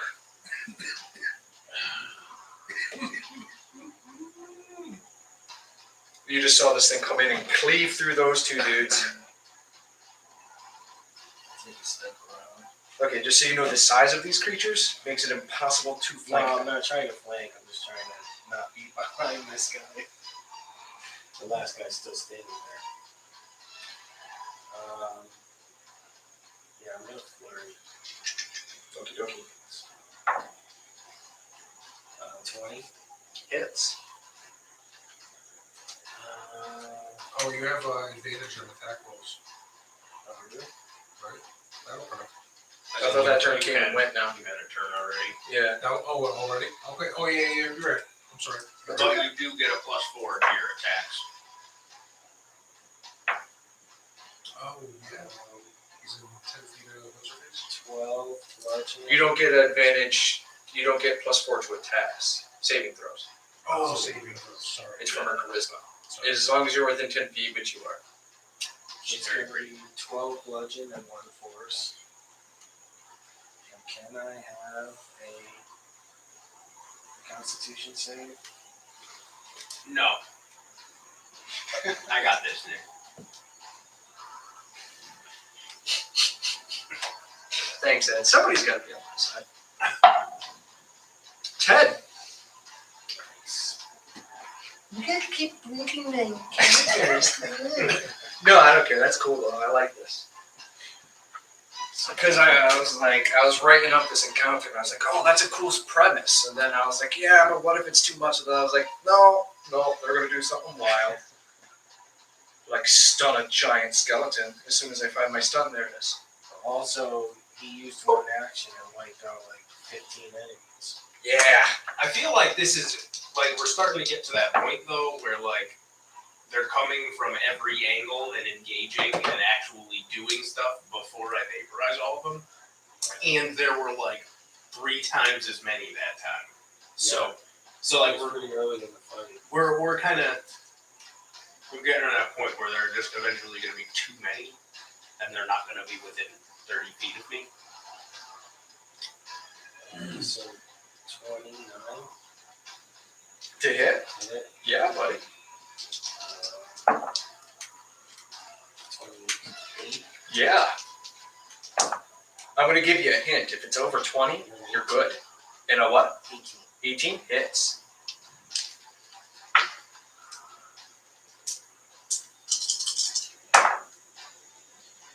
$18 or higher hits. 10, 13, 28 bludgeon and 4 force. Okay, so this creature is showing signs of some serious damage being taken out to it as you splinter through its massive femurs down to its feet. It barely has one leg to stand on as it kind of hobbles around, stunned that such a tiny creature is doing massive amounts of damage to it. That end your turn? Yes, it does. Caldor, you're up, off, and you're on deck. That's a hit. 4. Is it ones and twos? You can reroll ones or twos, but you can only do it once. Oh, you're doing it for your radiant damage? It's your weapon. Oh, It's just your weapon. Okay. So that is okay. So 7 radiant and 15 bludgeon.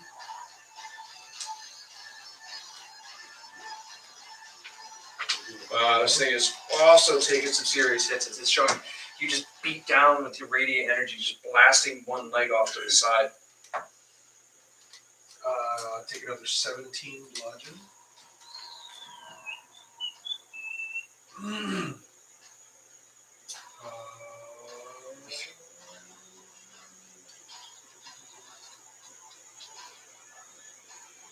Yeah, I'm going to do it right over.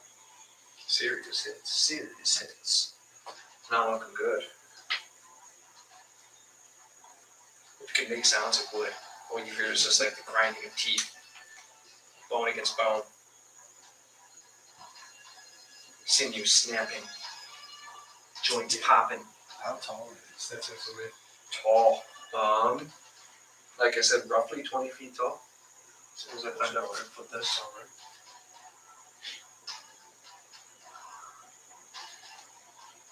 Giants.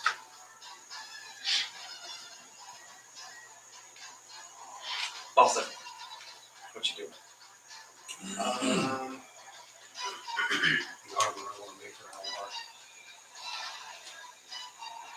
That was pretty cool looking. Alright. That's pretty sweet. So, can I technically help Zaka's next attack, even though we're separated? By I think you have to be. I think you have to be near him to help him, don't you? Okay.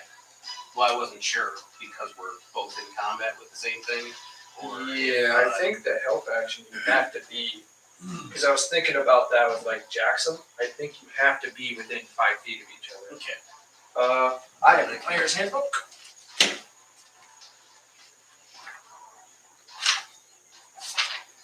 Pretty positive. Combat, actions in combat. That is page 192. That should be the first page. Should be. Actions in combat. That's the whole reason we're here.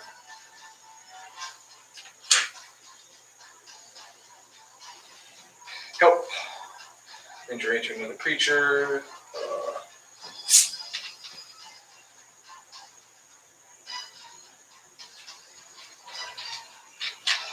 Can eat a friendly creature. In attacking a creature within 5 feet of you, you feint, distract the target. Oh, no.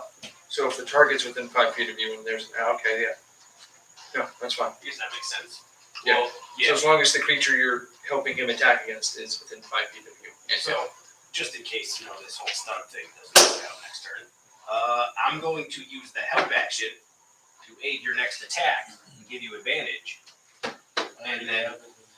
And then also, why do you already have advantage? Stunned. But he's not going to be stunned at the start of your next turn. Or if he breaks it on his turn, which is right after. And it ends at the end of my turn. I'm pretty positive. Because Okay. we would have noticed by now if it says I can make the saves again. Yeah, I don't think Then Take your help and shove it. Then I'll help I her. appreciate it, but yeah, you're better off. Because, either way, I get to make my attack now. And it's at Your advantage. attack is at advantage because it's stunned. I'm making a melee attack. So that's going to be a 27 Yes. to hit. And you actually rolled. You didn't use your little clockwork thing. Get out I of here. figured with advantage, it's worth rolling. does that thing let you do? Just take a 10? How the fuck did I? Is that what it was? He takes a 10. So that's going to be 6 bludgeon damage and 1 radiant damage because I rolled 2 1s for my damage. That's rough.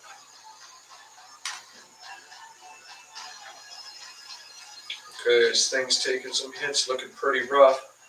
It like swings a claw at you in response to your attack, and you just repel it with your shield going wide.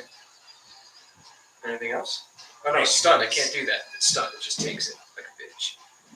I'll race you guys. It's on. It's actually really funny. Like it's actually these guys are almost at exactly the same speed. It's really weird. Falcon is gonna move back towards the center there and start like working To like his way. fill in. No, we're working his way back over to where Halvar is. Okay.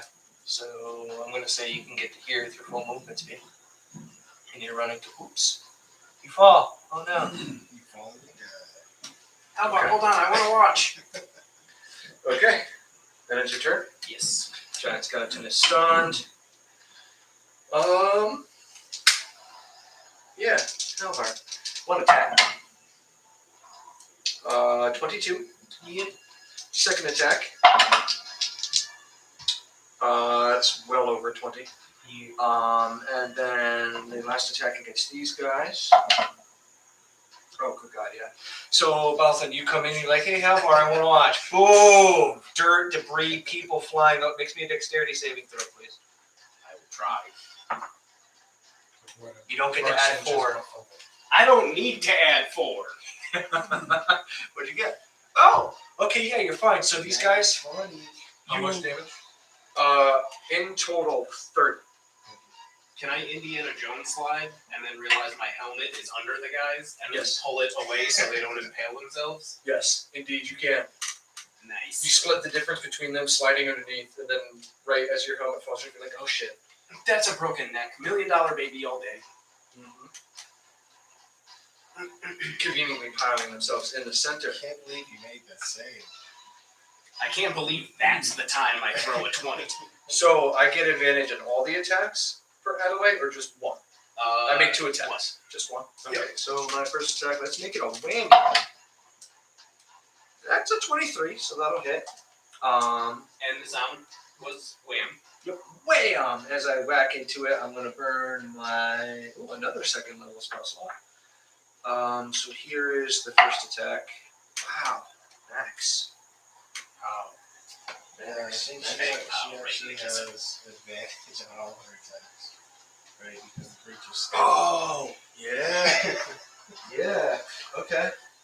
So, longsword, 8 plus 5, that's 8, 5 that's 13, so that's 10 damage. Yeah, 8, that's amazing. But here comes, so 1 for being undead, plus 1 for just generic. There's another d8, so I need 4. It's a second. Let's borrow this again. You want to just go elsewhere? No, it's okay. I thought I had another one up here somewhere, but I don't know where the fuck they disappeared to. Oh wow, 2 7s, 14, 17, 22. 22 radiant. Yeah. That's not enough to kill this creature, so she's going to grit her teeth and bear it to attack again. And she's just going to scream loudly at the top of her lungs. I'm going to finish mine. Yeah. She's going to scream loudly at the top of her lungs. I have advantage, so I better hit. 19, I do hit. That, and then here comes, I'm going to just burn my last second level spell slot with the smite machine. Let's see. Oh, dude, I got an 8 and 2 1s, so that's 12, 13, 14. Plus 5, so that was. She takes it down. She beat you, buddy. So you see her, like, smash into it, and then, Zaka, you just see her, like, reach in, like, cleave down its spine, twist as you see a pulse of radiant energy come out, and then you just hear her scream, Halvar, watch this, as there's an explosion of radiant energy, and its head comes flying up, and then just bounces towards your feet, just smoke coming out of the eye holes. Still only counts as one. A third. Okay. Zaka, back up to the top with you. As you just see this massive creature just get blown apart in radiant energy. She just looks at you and goes, go. I've got this.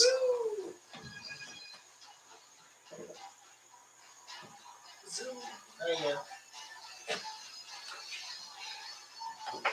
Do it, laddie. What are the odds? 24. Hits. 14. Misses.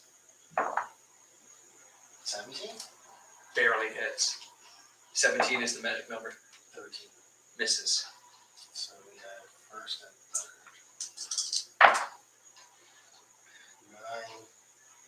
19, 14, and 2 fours. Still up, taking massive hits though. You've gotten it down to its hip. It's using one arm to stay up as it's getting ready to swing the massive tree. Yeah, Halvar's just gonna sit down and take a breather. It is your turn now, Halvar. Oh, we're swinging. Look.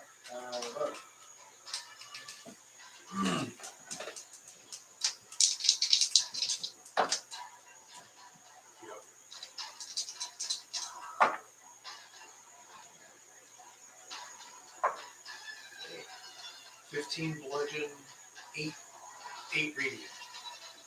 How do you want to do it? Just fucking drop his legs out from under him and then walk over and just fucking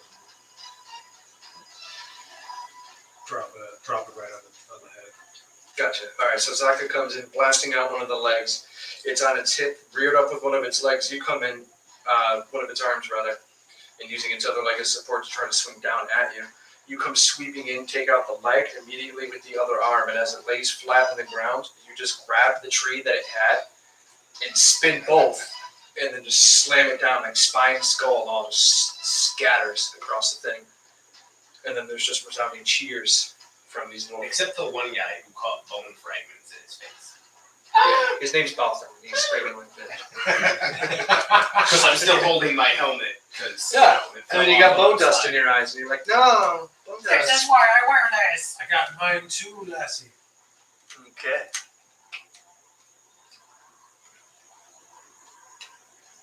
Oh, you shot that to Adelaide. And she just laughs as the silence once again fills the thing. Several of these people are shaken, pissing themselves still, as these massive undead creatures are just falling at their feet. And they just look around. Like I said, there's this stunned silence for a few moments, and then there's a little collaborative cheer, and then they're all patting each other on the back. These four in the middle. They are bruised, shaken. They're not dead.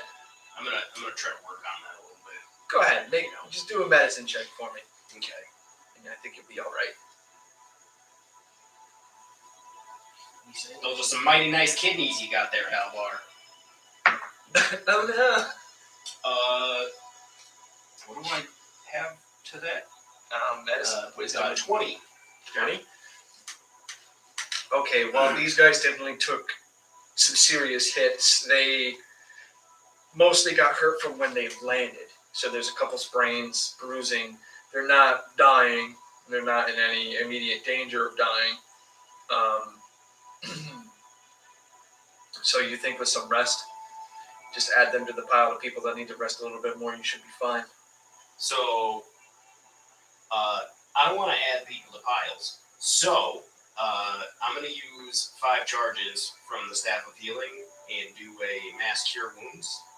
Okie dokie. So I'm going to get, there's 4 of them, and then get Halvar, and then you didn't take any damage, right? You got shin kicked. And Adelaide didn't take any damage. Right? No, no. So then I'll be the last person. So Okay. 6 creatures, and that is 3d8, I believe. That's all.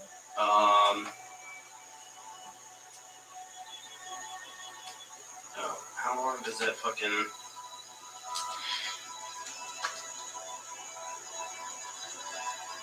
Up to 1 minute, which definitely passed. I'm not even going to that. All those big hits were half, bro. Close to 30 points is only 15. So that's 20. You were smart for 20 back to everybody. 20 back to everybody. 7 or 8 minutes. So I'm back to full. Nice. Just about, well, I mean, coming over temporary HP too. Okay. So I think that's a good point to take a break. Did you We'll take come your back 20 and back? 20, Okay.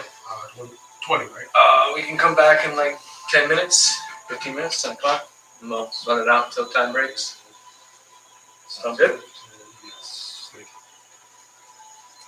Well, I'm gonna hop up and pee before you guys take advantage of everything. Busy doing your raids. I'd like to try to tally up how much damage I've taken. 50 billion.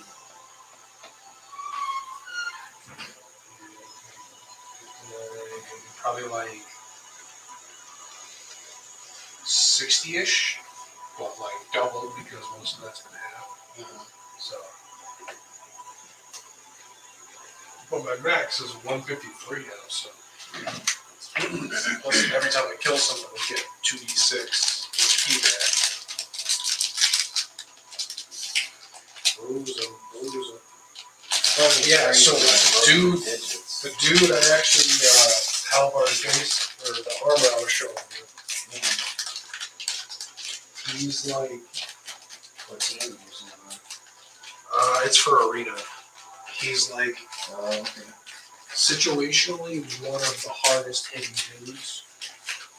His A3 does extra damage against people who are frozen, stunned, dazed. This is just a giant chunk of the cheese filling from the combo. Or for both. That's why I didn't want it. It needs the practice, man. Yup. It's not that good at its It's also not that good after a cough drop. Yeah.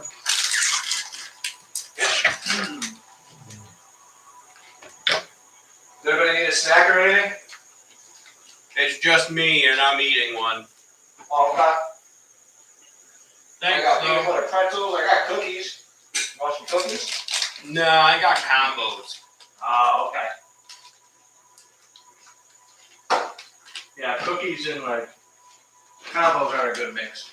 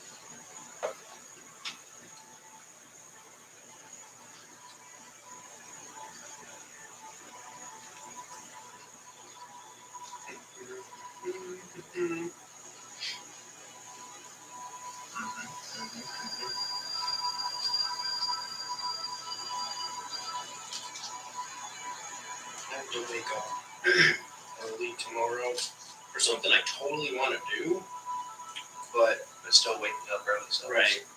Well, how early is early? Well, I mean, I actually last Sunday I slept until 7, which is 2 hours later than I usually sleep. Yeah. Normally That's impressive, dude. Like I can't sleep past. I think when I sleep in, I'm at like 6:10. Yep. My normal Sunday, I'm 4:45, 5 o'clock, because I wake up for work at 3:30. Yeah. So I'm up very early. So sleeping in is anything past 5 is just Right. gravy. Yeah. But because of the time change, Oh shit! Yeah, that's been fucking me up all week too. so it was really nice. So I was I was thinking maybe I might do it again, but I gotta get a whole bunch of shit ready and then go to this swap meet thing, and I also want to be awake long enough that my sinuses clear out, so I don't sound like that. I'm actually hoping that just miraculously during the night they fix themselves. It depends on how. I think tonight, the overnight tonight is going to be damp and stuff, so maybe. It's This is about the time of year my sinuses start to go crazy too, and it's mostly just because of the weather shift. What sucks is mine. It usually turns into an infection for me. So when they dry out and everything, I end up getting an infection, and then it's the end of April, and I'm sitting here I should probably just go to the doctor for this. And then a week of antibiotics and steroids later, all better. But Oh, this is mixed.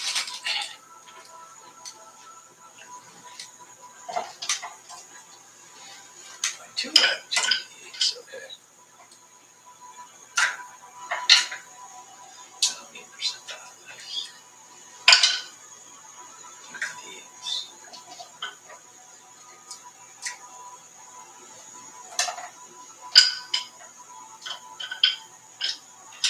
Oh, and the thing you were talking about, how there seems to be just bigger swarms of everything and stuff like that. It's also just relative to your power scale too. well, I was figuring it's so Plus, it's a chance to flex. yeah. So you guys can destroy these things. the last one, the stuff was staying in pockets, so I couldn't target blast all of it. I could only get a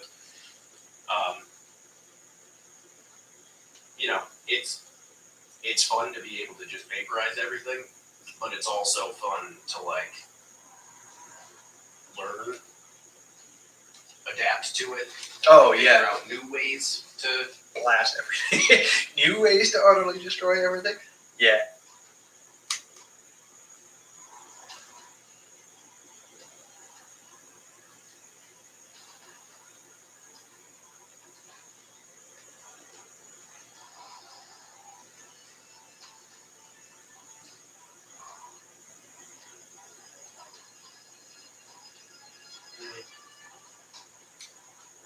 Oh, thanks.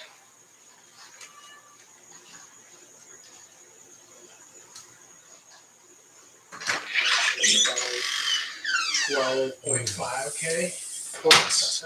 Total points. So I'm gonna probably wait the day before last, or maybe even the very last day. Aren't the events are usually 11k for the legendary, right?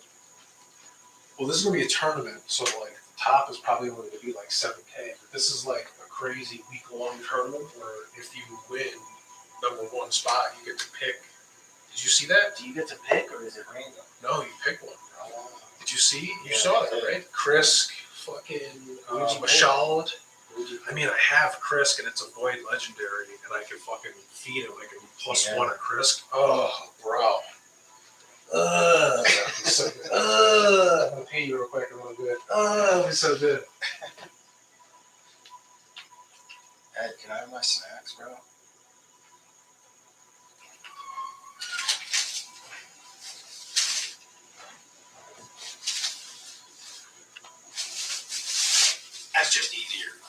Yeah.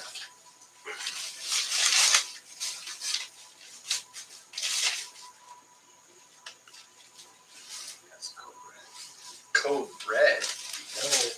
Remember when that shit came out and like World of Warcraft was sponsoring it and you got the battle bots?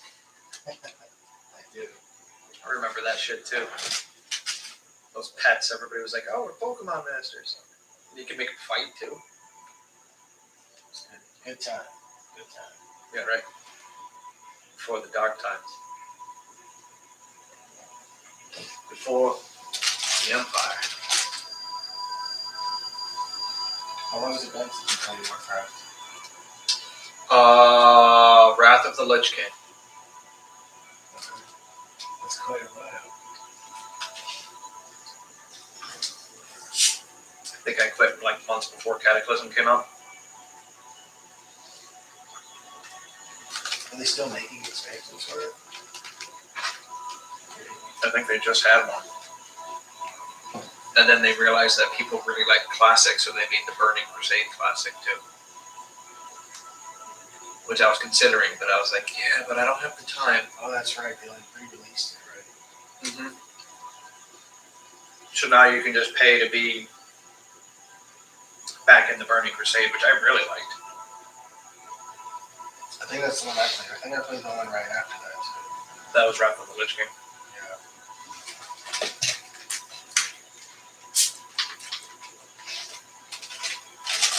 Fucking Arthas.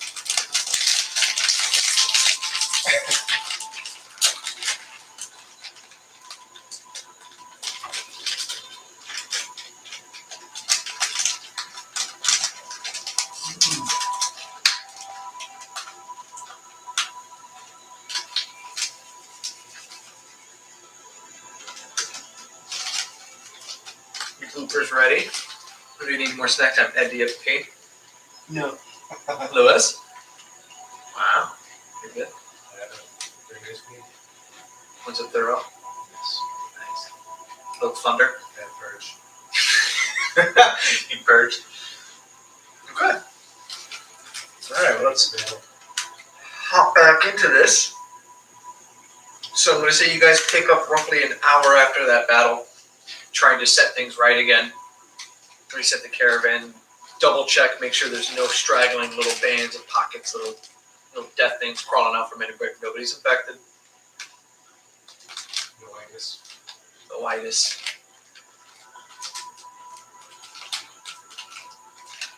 And you guys can settle in for the night if you wish. Woo! Yeah. Okay.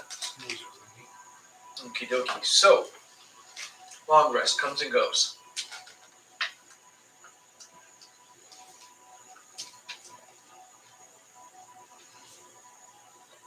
Next day comes, and you guys make steady progress. Most of the people that were injured and slowing you down have regained some modicum of health and are able to move, not necessarily at a brisk pace for the sheer number of people that you have, but at a decent pace. So instead of like a slow crawl, you guys are moving at a decent speed for a caravan of your size. About halfway through the second day, how are you guys, you know in particular that you are closing in on the city of Caldor itself because you can see the in the rolling hills, you start to see that you could the plains and the hills that are outside the city of Caldor, and then you can see it much close on the horizon. You can even see the shoreline during some spots during the day. But then you guys start to hear another rumbling sound. It sounds like several dozens of something moving at a brisk pace, also coming up the road. That's Behind you this time. Behind us. So they're headed in the same direction as us. But behind you. Caravan's still moving, right? Alright. Most people are also starting to hear the sound. Some people are starting to panic. So we go Tell back everyone to get the caravan. the caravans off the road and hunker down.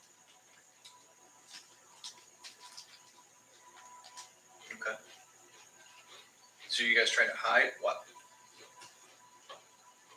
I don't know if we have time for that. I don't know if we have desire to hide. Like, as in just hide and let them keep running towards my home of Caldor? Fuck that. Okay. So you guys wait in the middle of the road, I guess, huh? Posting up. Okay. At least Alvar is.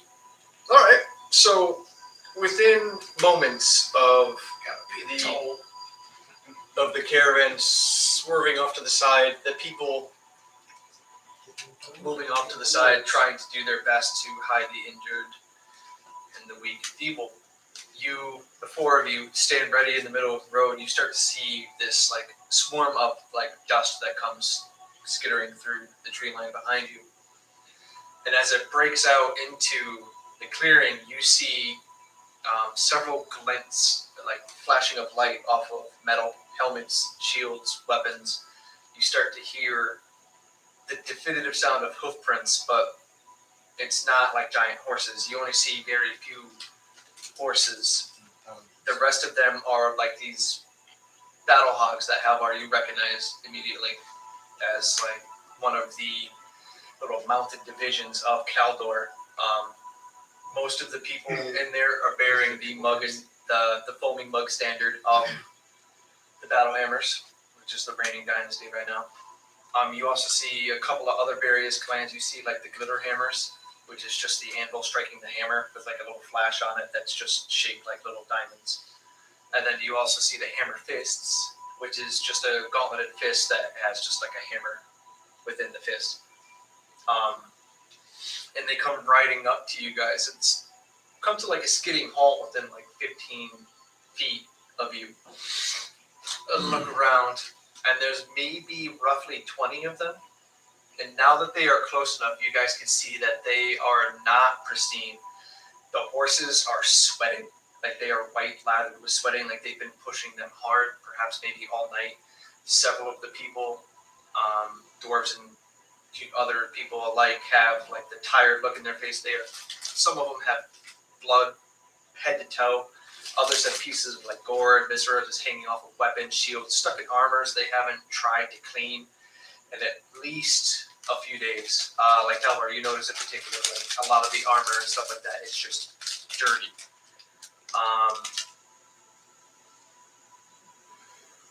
And one of the dwarves in the front just comes skidding up to a halt, looks at you, notices the people around you, and they're like, name and business. What was the name of the Battle Hammer.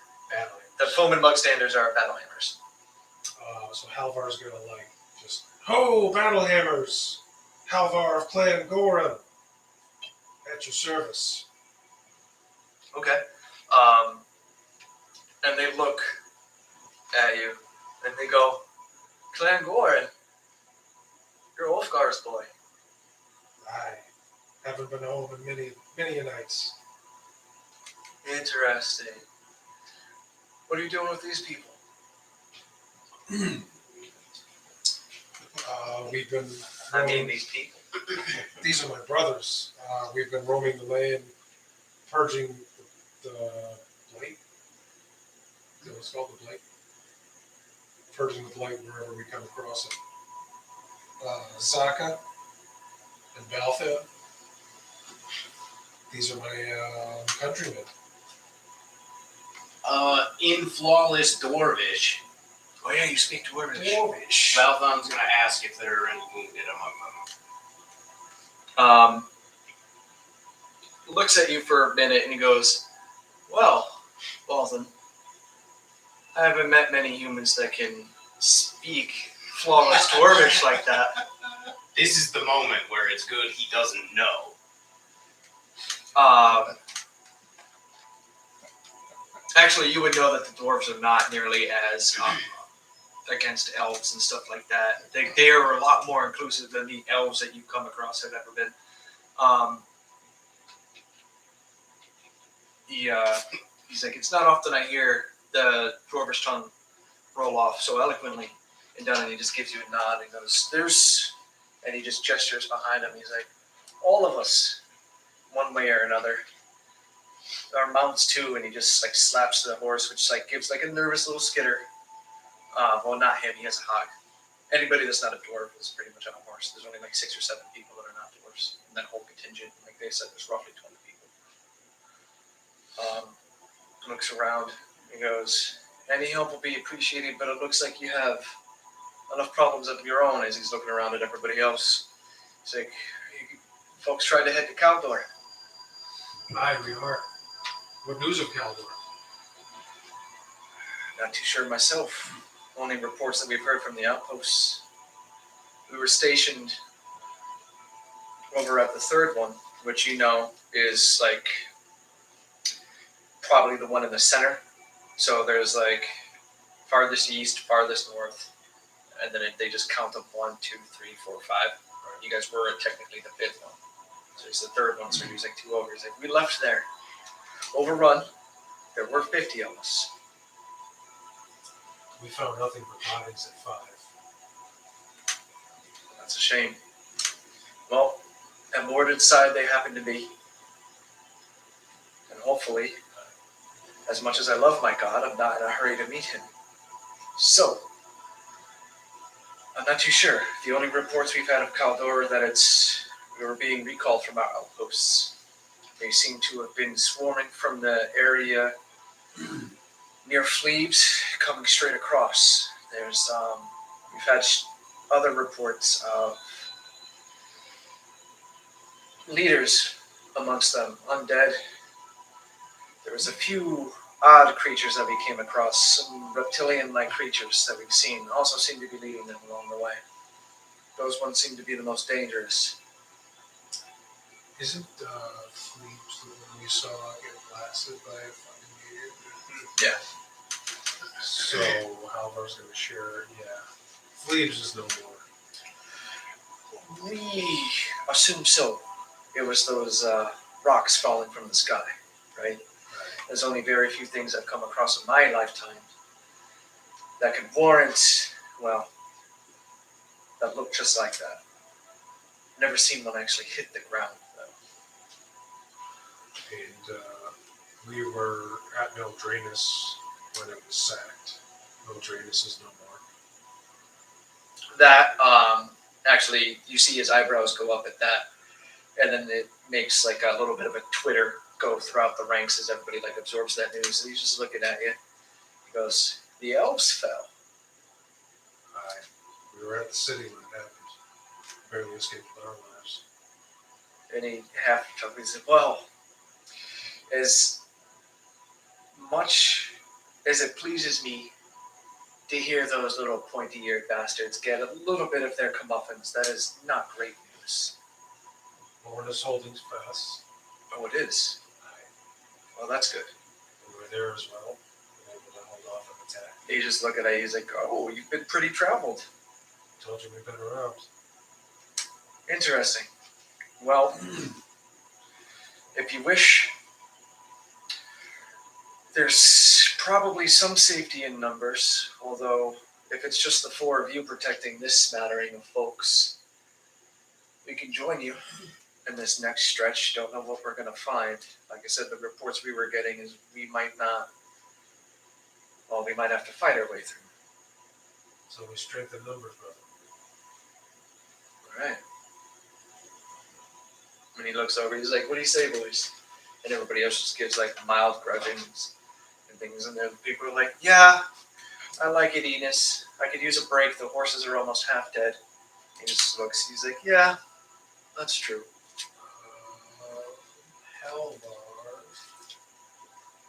is going to take whatever beers he has, 5 beers left, and give them to the dwarves. There's 13 dwarves. Share them. Share 'em. boys. Totally. They, okay. Are you going to do this like right now? Yeah. Oh, okay. So you hand them the beer, and they all look immediately excited. And they're like, "Oh," and somehow they all produce mugs. Like every single person has mugs. I told you. There's at least 2 mugs apiece. and they split the beer between everybody as best, and then they swill it down, and they nod. They're like, "That's good, thank you. We haven't had, at least in a week and a half, we haven't had anything solid stoutness. You guys like stale bread? Stale bread's better than nothing. We haven't had food in roughly 2 days now." Oh, I like yes. stale bread. Yeah, we have rations as well. You see a couple of the people in the background, like a couple of the dwarves, just like lean over. They are covered in junk, like viscera and gore. They're just like, "You have food." We do. And yeah, now we'll go over to the caravan and let them know it's all is well. Dwarves of Caldor have joined us. They mingle in with everybody. You can see a lot of the people that you've been traveling with are pretty relieved to see more, essentially, like fighters come to their side. And while the horrors they've seen over the last few days, they might not be entirely at ease, but just the sight of an additional 20 strong fighting men, they're pretty happy. And they eagerly share what food they have, especially your plain bread and like, what was it? Like stale seltzers? Seltzers above room temperature water. They just eagerly share that. And then the dwarves and the men that came riding up with them, they don't even turn their noses up at it. They just eat it hungrily. In fact, like you see several of the dwarves like take like whole loaves of your bread. Like one loaf is supposed to feed somebody for a whole day. They eat like 3 of them. Balthon just slowly takes the chef's hat out of his pouch and just starts to. You want the chef feet? I'll give it to you. You get the chef feet after this. Next milestone, you get to have it for free. You just be the chef. I think it's like a cheaper version of that leader feat, but you just feed people snacks. I forget exactly what it does. Here, have a cracker. I like your face. Pretty much body of Christ. Oh my god. Sure. Can I do some hunting? Yeah. Like alongside caravan? Are there any woods around here? Or You're going to be leaving the woods these days, and then outside the city of Caldor, there's like several miles of like plains and like rolling hills that is pretty much like farmland. Not all of it is farmed at the same time, like crop rotation and all that good shit, but it's mostly farmland outside of the city, and then within like 3 or 4 miles of the city, it just goes to plain, just like fields and shit like that. Halvar, however, has nature as a skill and animal handling. I don't know if that would count towards it. So he could probably point you in any direction. Maybe some groundhog or some kind of thing like that we find on the plain, I was thinking like rabbits, maybe. Oh yeah. Well, however, you would also know that the best hunting would be before you leave the forests. Oh, we're still in the forest. We're leaving. Yeah, you would be leaving the forest this day. Ah, okay. Yeah. So I will even better point in the direction. I'll definitely have With everybody's help, I'll just let you make a survival check at advantage. Let's see how you get your hunting down.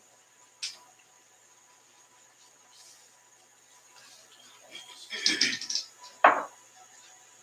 19. 19? Okay, yeah.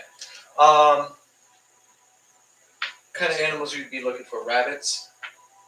Westerly weapons. Rabbits. Rabbits? Rabbits. Yeah, probably. Wallabies? He's hunting rabbits.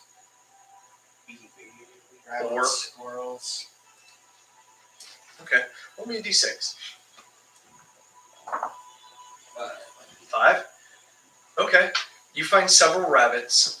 Squirrels are easy enough. You feel bad how easy the squirrels are. But meat is meat. Yeah.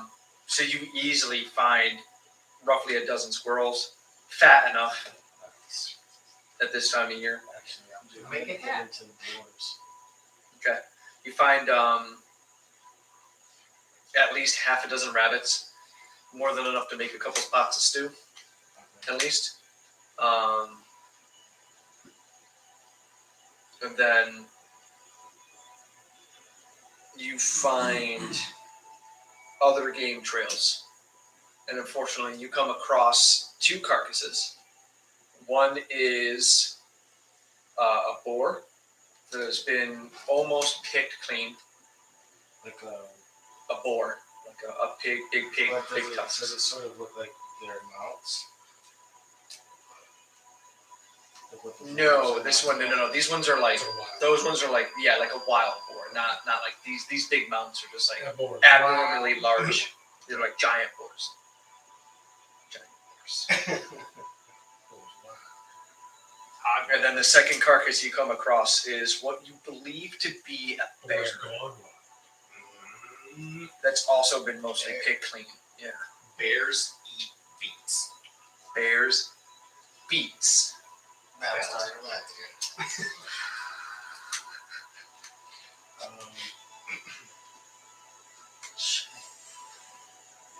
Is there any way to tell what killed this bear? Not with the state of picked clean and carrion that's gotten to it.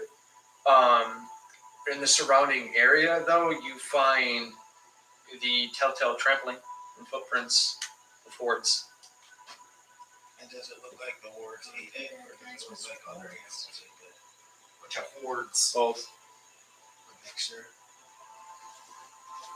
Okay. Bunch of hordes. I'll bring the squirrels and the rabbits back so we can have some meat today. Okay. I got bread. There is a resounding cheer as you bring food, and then you hear a couple of the people over say, "It's like, oh, good, somebody who can hunt. Ever since we lost Avery, we haven't had anything to eat." Yeah, that was roughly what, like 6 days ago? Yeah, poor bastard got overwhelmed. Anyway, and they just like grab the things and like start to carve up, and then everybody just starts to throw what they have into the things you make your bread and water. Wait, have we been with them for 6 days? No, they just No, showed up. these are the dwarves that just rolled up, not our guys. Oh, I thought it was our people. I was like, when did this person die? How did I not know? Just now. Someone just like brought him out back and shot him and didn't tell anyone? Yeah, he got overwhelmed with that one bullet. Okay, that makes a lot more sense. Who are you guys? I'm feeling enough better. It's beginning to smell like almonds. Okay.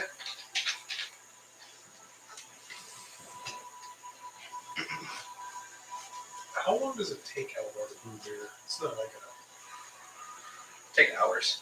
a course.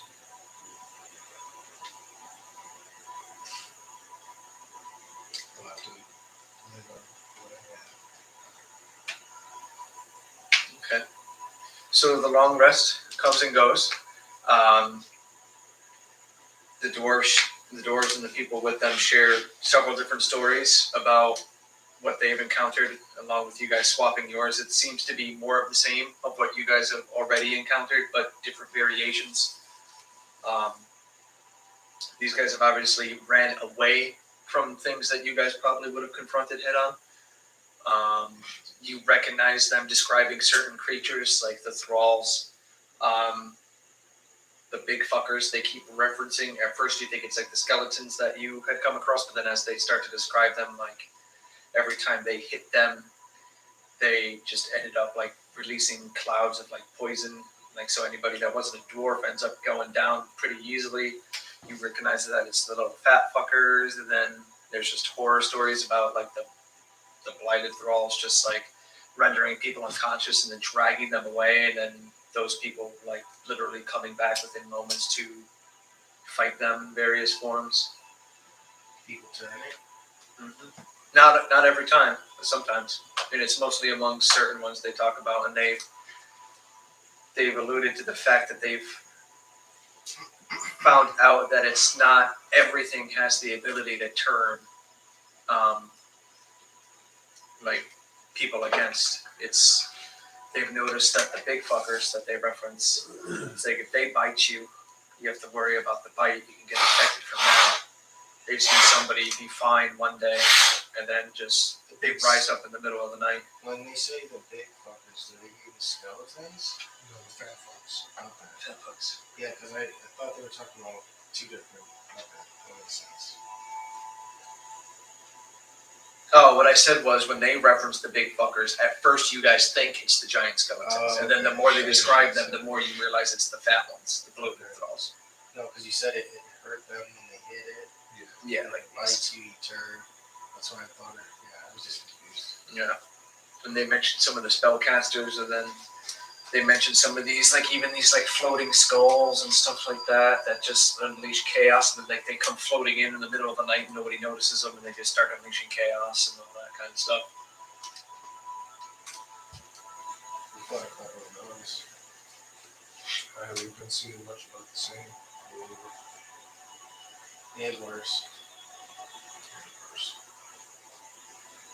Yeah, there was one of them that walked around with a bunch of dicks around his neck. Okay. So yeah, I'll have to check it out. So as you guys get closer to the city, night's starting to fall. You're within easily like maybe a half day's travel to the actual city itself.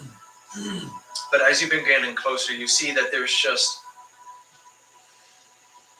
for lack of a better word, it's not devastation, but it's definitely any of the fields that normally would have had people in them to be like either harvested or worked in general. They're either trampled or in severe state of disarray. Any homesteads are either destroyed or quite clearly ransacked and abandoned. You don't see any actual corpses of like people, although there are some livestock corpses that you come across. And then the more you, like the further you get, the more there is until you clear that whole section of where the farmsteads are and all that, and you're in that clear approach to Caldor. And when you come up in the night, you notice that there's several different little spots of flames spread out throughout, like all around and outside the city of Caldor. Like lights on the wall or like fires up against the wall? Fires, but not up against the wall. Fires as if you are coming up to like an encamped army. Oh, got you. Like you're coming up on the ass end of a siege. Okay.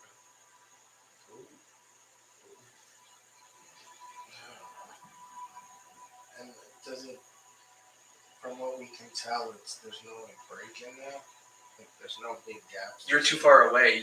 You would have to like get closer to see. Well, we'll have the caravan hold up. How far away from it are we? At this point in time, Yeah. it's getting towards dusk. So I'm going to say you're roughly maybe like maybe an hour away. You're far enough away where like whatever's over there, it's obviously not paying enough attention to you. Yeah. And even with like the size of your caravan, you have either been noticed already or they're just not paying attention to you. Like you can go up to them, but it would take you roughly like 25 minutes to an hour depending. So what should we do? I mean, we don't know what this is, right? So you don't want to bring a bundle. Yeah, we can't tell if they're friendlies or not yet. Not at this distance, no. Assume it's probably. So we can't leave them. Yeah, I mean, does Halvar know somewhere nearby where these people can go while we maybe try to make a hole? I mean, they're gonna have to come with us though. If you're gonna make a hole, we'll try to get into Caldor. So let's just move slowly, and maybe you scout ahead and try to get a better sense of what's up there. Yeah. Yeah, we can do that.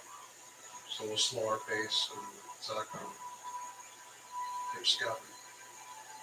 Hop, skip, and jump. Okay. You good with that? Mm-hmm. Okay. All right. So you hop, skip, and jump ahead. You get pretty close. You can start to see that there is a large gathering of forces here. Make me a quick stealth check. As I'm going to say like this. 40, 15. 40, 15. Wow. I can't find it. It's close to Twilight. What was it again? 15. 15? Okay. Sticking to the outskirts, as you get closer, you can see that there are throngs of undead that are, most of them you can see are just pushing forward, and it's a lot of like these lower ranked things that you've come across before. Like there's hundreds, thousands of like witherlings that are just ramming up to the walls that you can see in the distance of Caldor, and then you could see like the retaliation efforts from the wall and coming down. You see just like big balls of lit pitch foam exploding. There's just fire and these things going up against the wall. You also see several different types of siege equipment. Like there's like 2 or 3 trebuchets in total. Those are big, large war machines that you can't miss. There's 3 of those. There's also several smaller ones that are called like mangonels. I forget how you exactly say it, but they are like miniature versions of catapults that mostly just like lob things up and then drop them down. They're mostly for like going after infantry and shit like that instead of like fortifications. You see, like I said, a good mix of undead. You also see different types of like the reptilian people that are seemingly like in charge of groups of not only undead, but there also seem to be actual like people there, like different races and stuff like that. But you can see them being like whipped and like hassled and harassed and like thrown to like do all these menial things. Like you see them loading like some bastilas and stuff like that. You can see them doing like a lot of physical like labor and shit like that. You can see them loading, getting like shots ready for the trebuchets, stuff like that. There's like several of them in pens that you're not too sure if that's just where they're keeping them or for what purpose that they're in the pens for. You do see other people that are dressed in like this like roughshod looking armor. It's not really much. It's like barely any type of protection. Like there's like maybe a breastplate. Some people have shoulder pieces on. And then you see what looks to be a rather large pavilion that's a little bit deeper than where you are right now.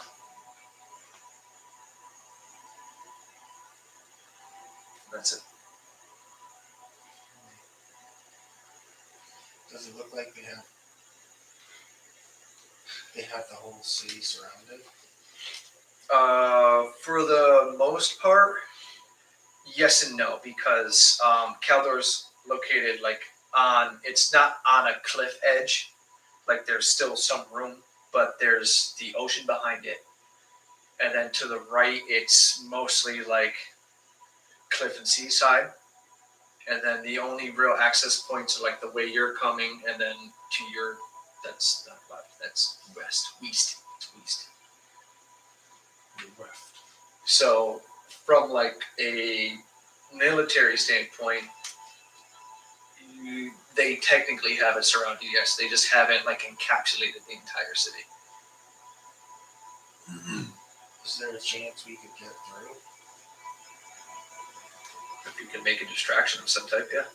Does Halvar know of any like secret doors? You know there's Sally gates. Yeah. But So, like, a sally gate is pretty much like a hidden door within like a castle wall that allows forces from the outside to come out and harass sieges. So you know where there are some, but they probably wouldn't be easy to get to at all. Nothing else to get into the city. Not unless it's through the front gate, which you'd have to go through. So, like I said, like you could, with the right kind of distraction, probably be able to get people through.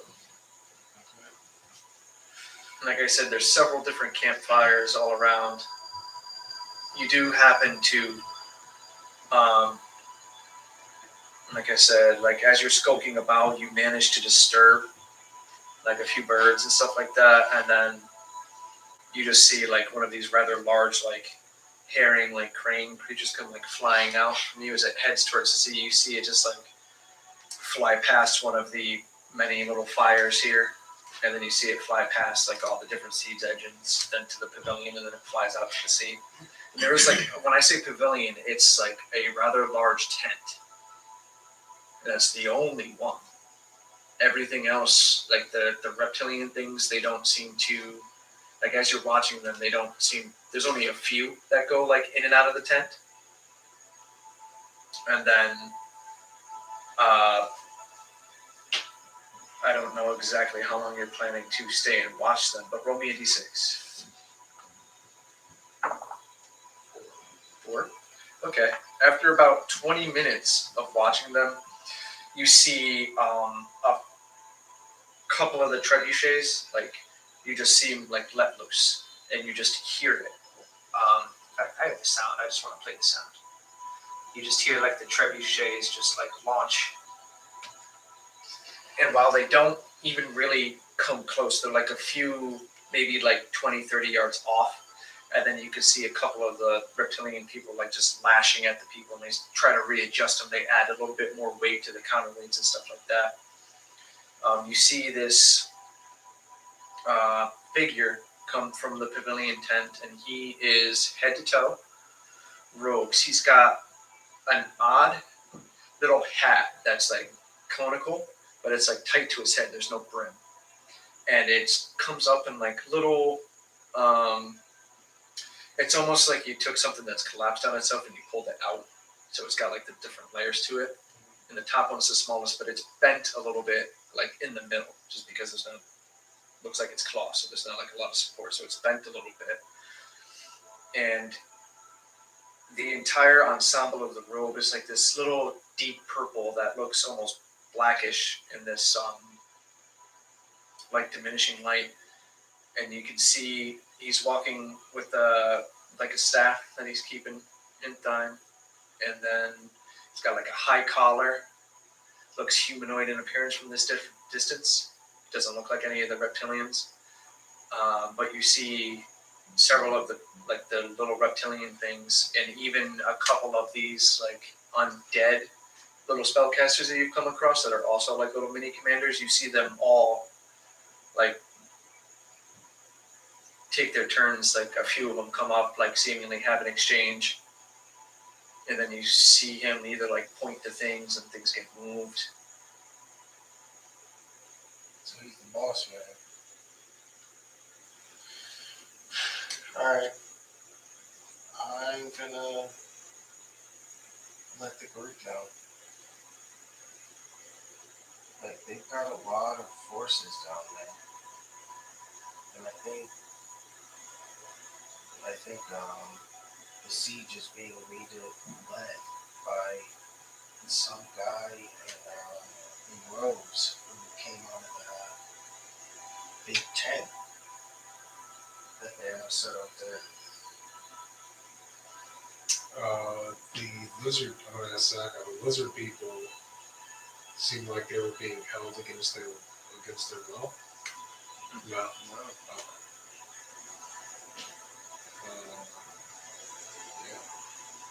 So we gotta get the people through. I don't think we're going to be able to fight through that. If we make a distraction. create some space for him. Yeah, possibly. I'm down if you are. Can't think of a better distraction than the three fucking amigos. We're the three best friends that anyone could have. Yeah, so Halvar's gonna try.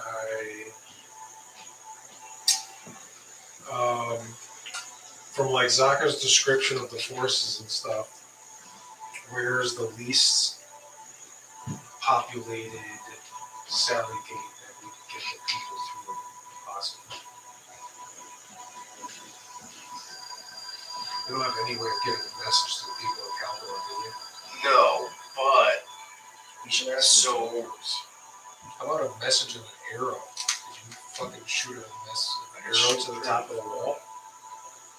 You would literally have to be in the middle of the throng of this Okay. besieging army to be close enough to shoot an arrow over that wall. True, So- yeah, that's true. So for the Sally gates, probably really difficult to get everybody in through there. But probably wouldn't be as difficult just to get us in through there. So what if we created our distraction somewhere close to those gates, and then we go in through those gates and try to make space at the main gate so that they can get through. Because at the main gate, I'm sure that they'll be able to see that these are undead, that it's their, their people, and they'll have a much easier time. I hear you. Yeah. That might be a better idea. And then we fucking We get in through just the, distract as long as we can. and we tuck tail through the side doors. we'll clue them in so when they get on the inside, they can tell Somebody them. in order to we're- come get us the fuck out. Yeah. Yeah. Sounds like a good plan. This is gonna be rough. We do have roughly 20 people who live here also that we could consult with. That I just Yeah, That's what I realized. said. We should talk to the dwarves. You didn't say it loud enough. You gotta yell this stuff at me, okay? Yell at people. He stole my idea. Okay. I peeped that. So you tell the dwarves your plan, IPP. and they nod. And they're like, okay. So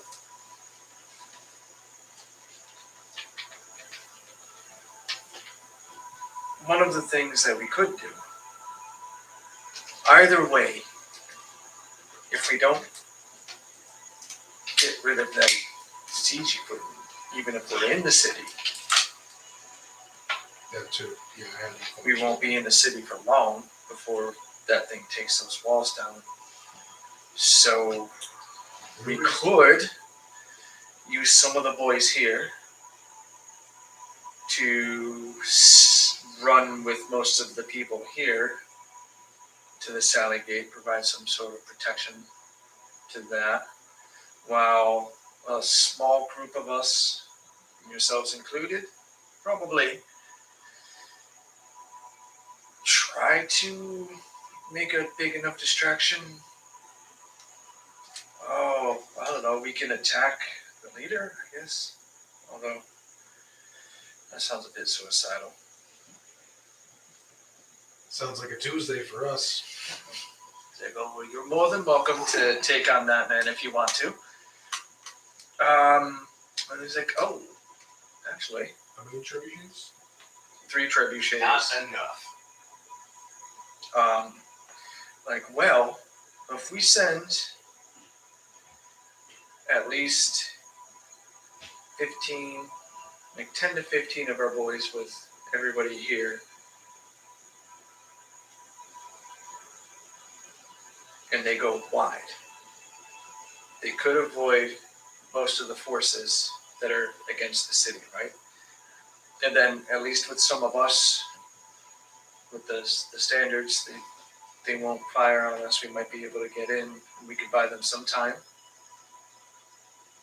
And then perhaps There's a few of us. We could stay mounted, maybe for some speed. We can go in and we can try to light fire to the siege weapons there. At least the trebuchets.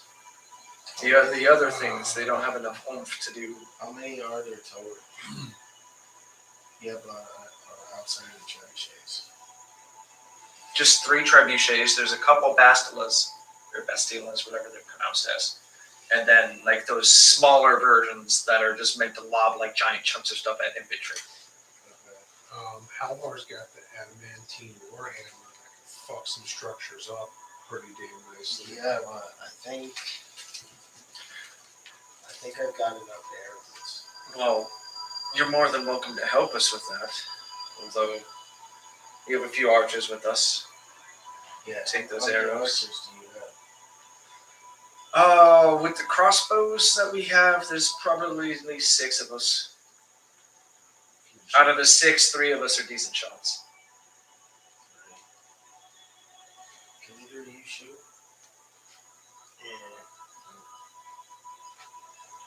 I can throw. Just throw an arrow.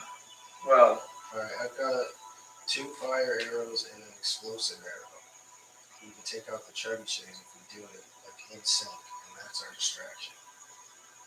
good. That's not a bad idea. And then Lady Adelaide steps up. She goes, okay. Well, how about this? We send a good chunk of the battle hammers with the civilians from Drapshire, right? We can then send a smaller group mounted. Some, I don't know, have any of you guys really able to ride a horse that well? Halvar can. And we in it, right? There's a different thing between like just riding a horse to go somewhere and then controlling a mount in combat. It's animal handling helps, but it's a different thing. So, And she goes, and then myself, Malik, and you 3, we can perhaps deal with that individual you saw that's in charge.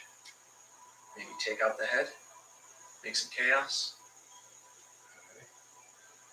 And if not, we run. what? We could run. Run? What do you? Run to the fires and then run through the throngs of dead and undead to the city gates. Try to team up. What she means is get to the front of the combat so everything is looking at us. Well, yeah, that could help. We make ourselves look really shiny and inviting.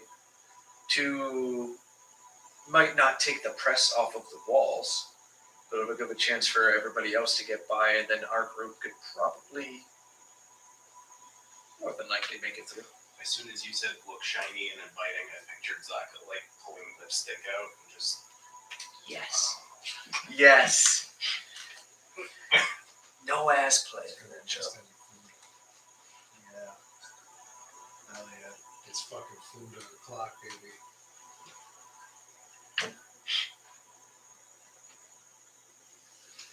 Hear that?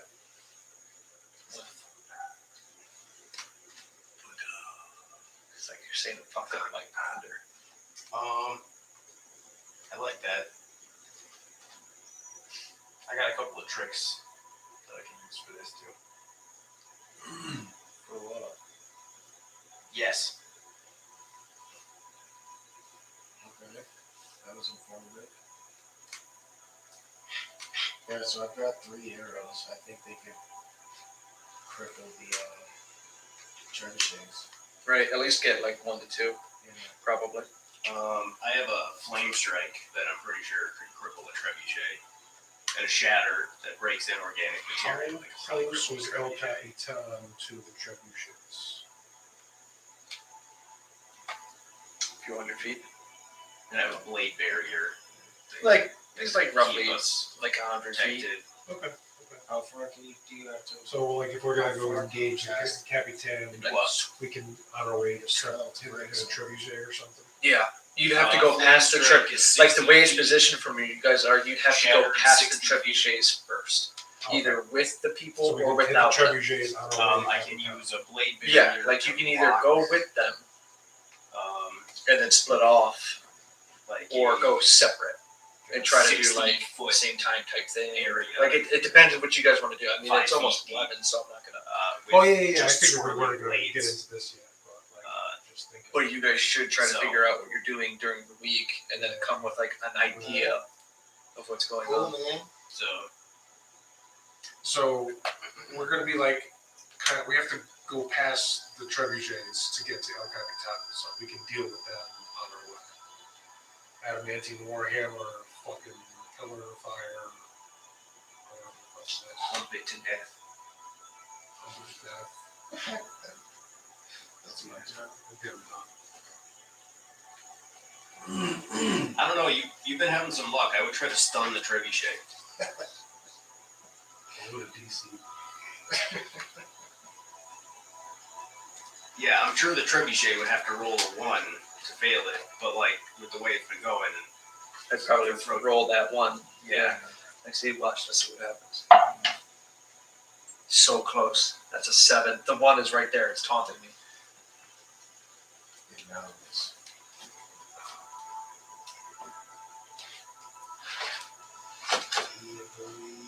Oh, this is like a super reasonable stopping time.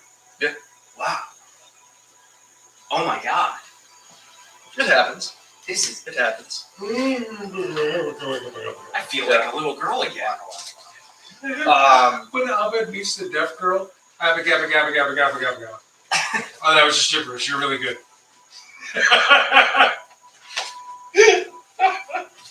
was That was a fantastic. test. You're really good at this. And what the fuck?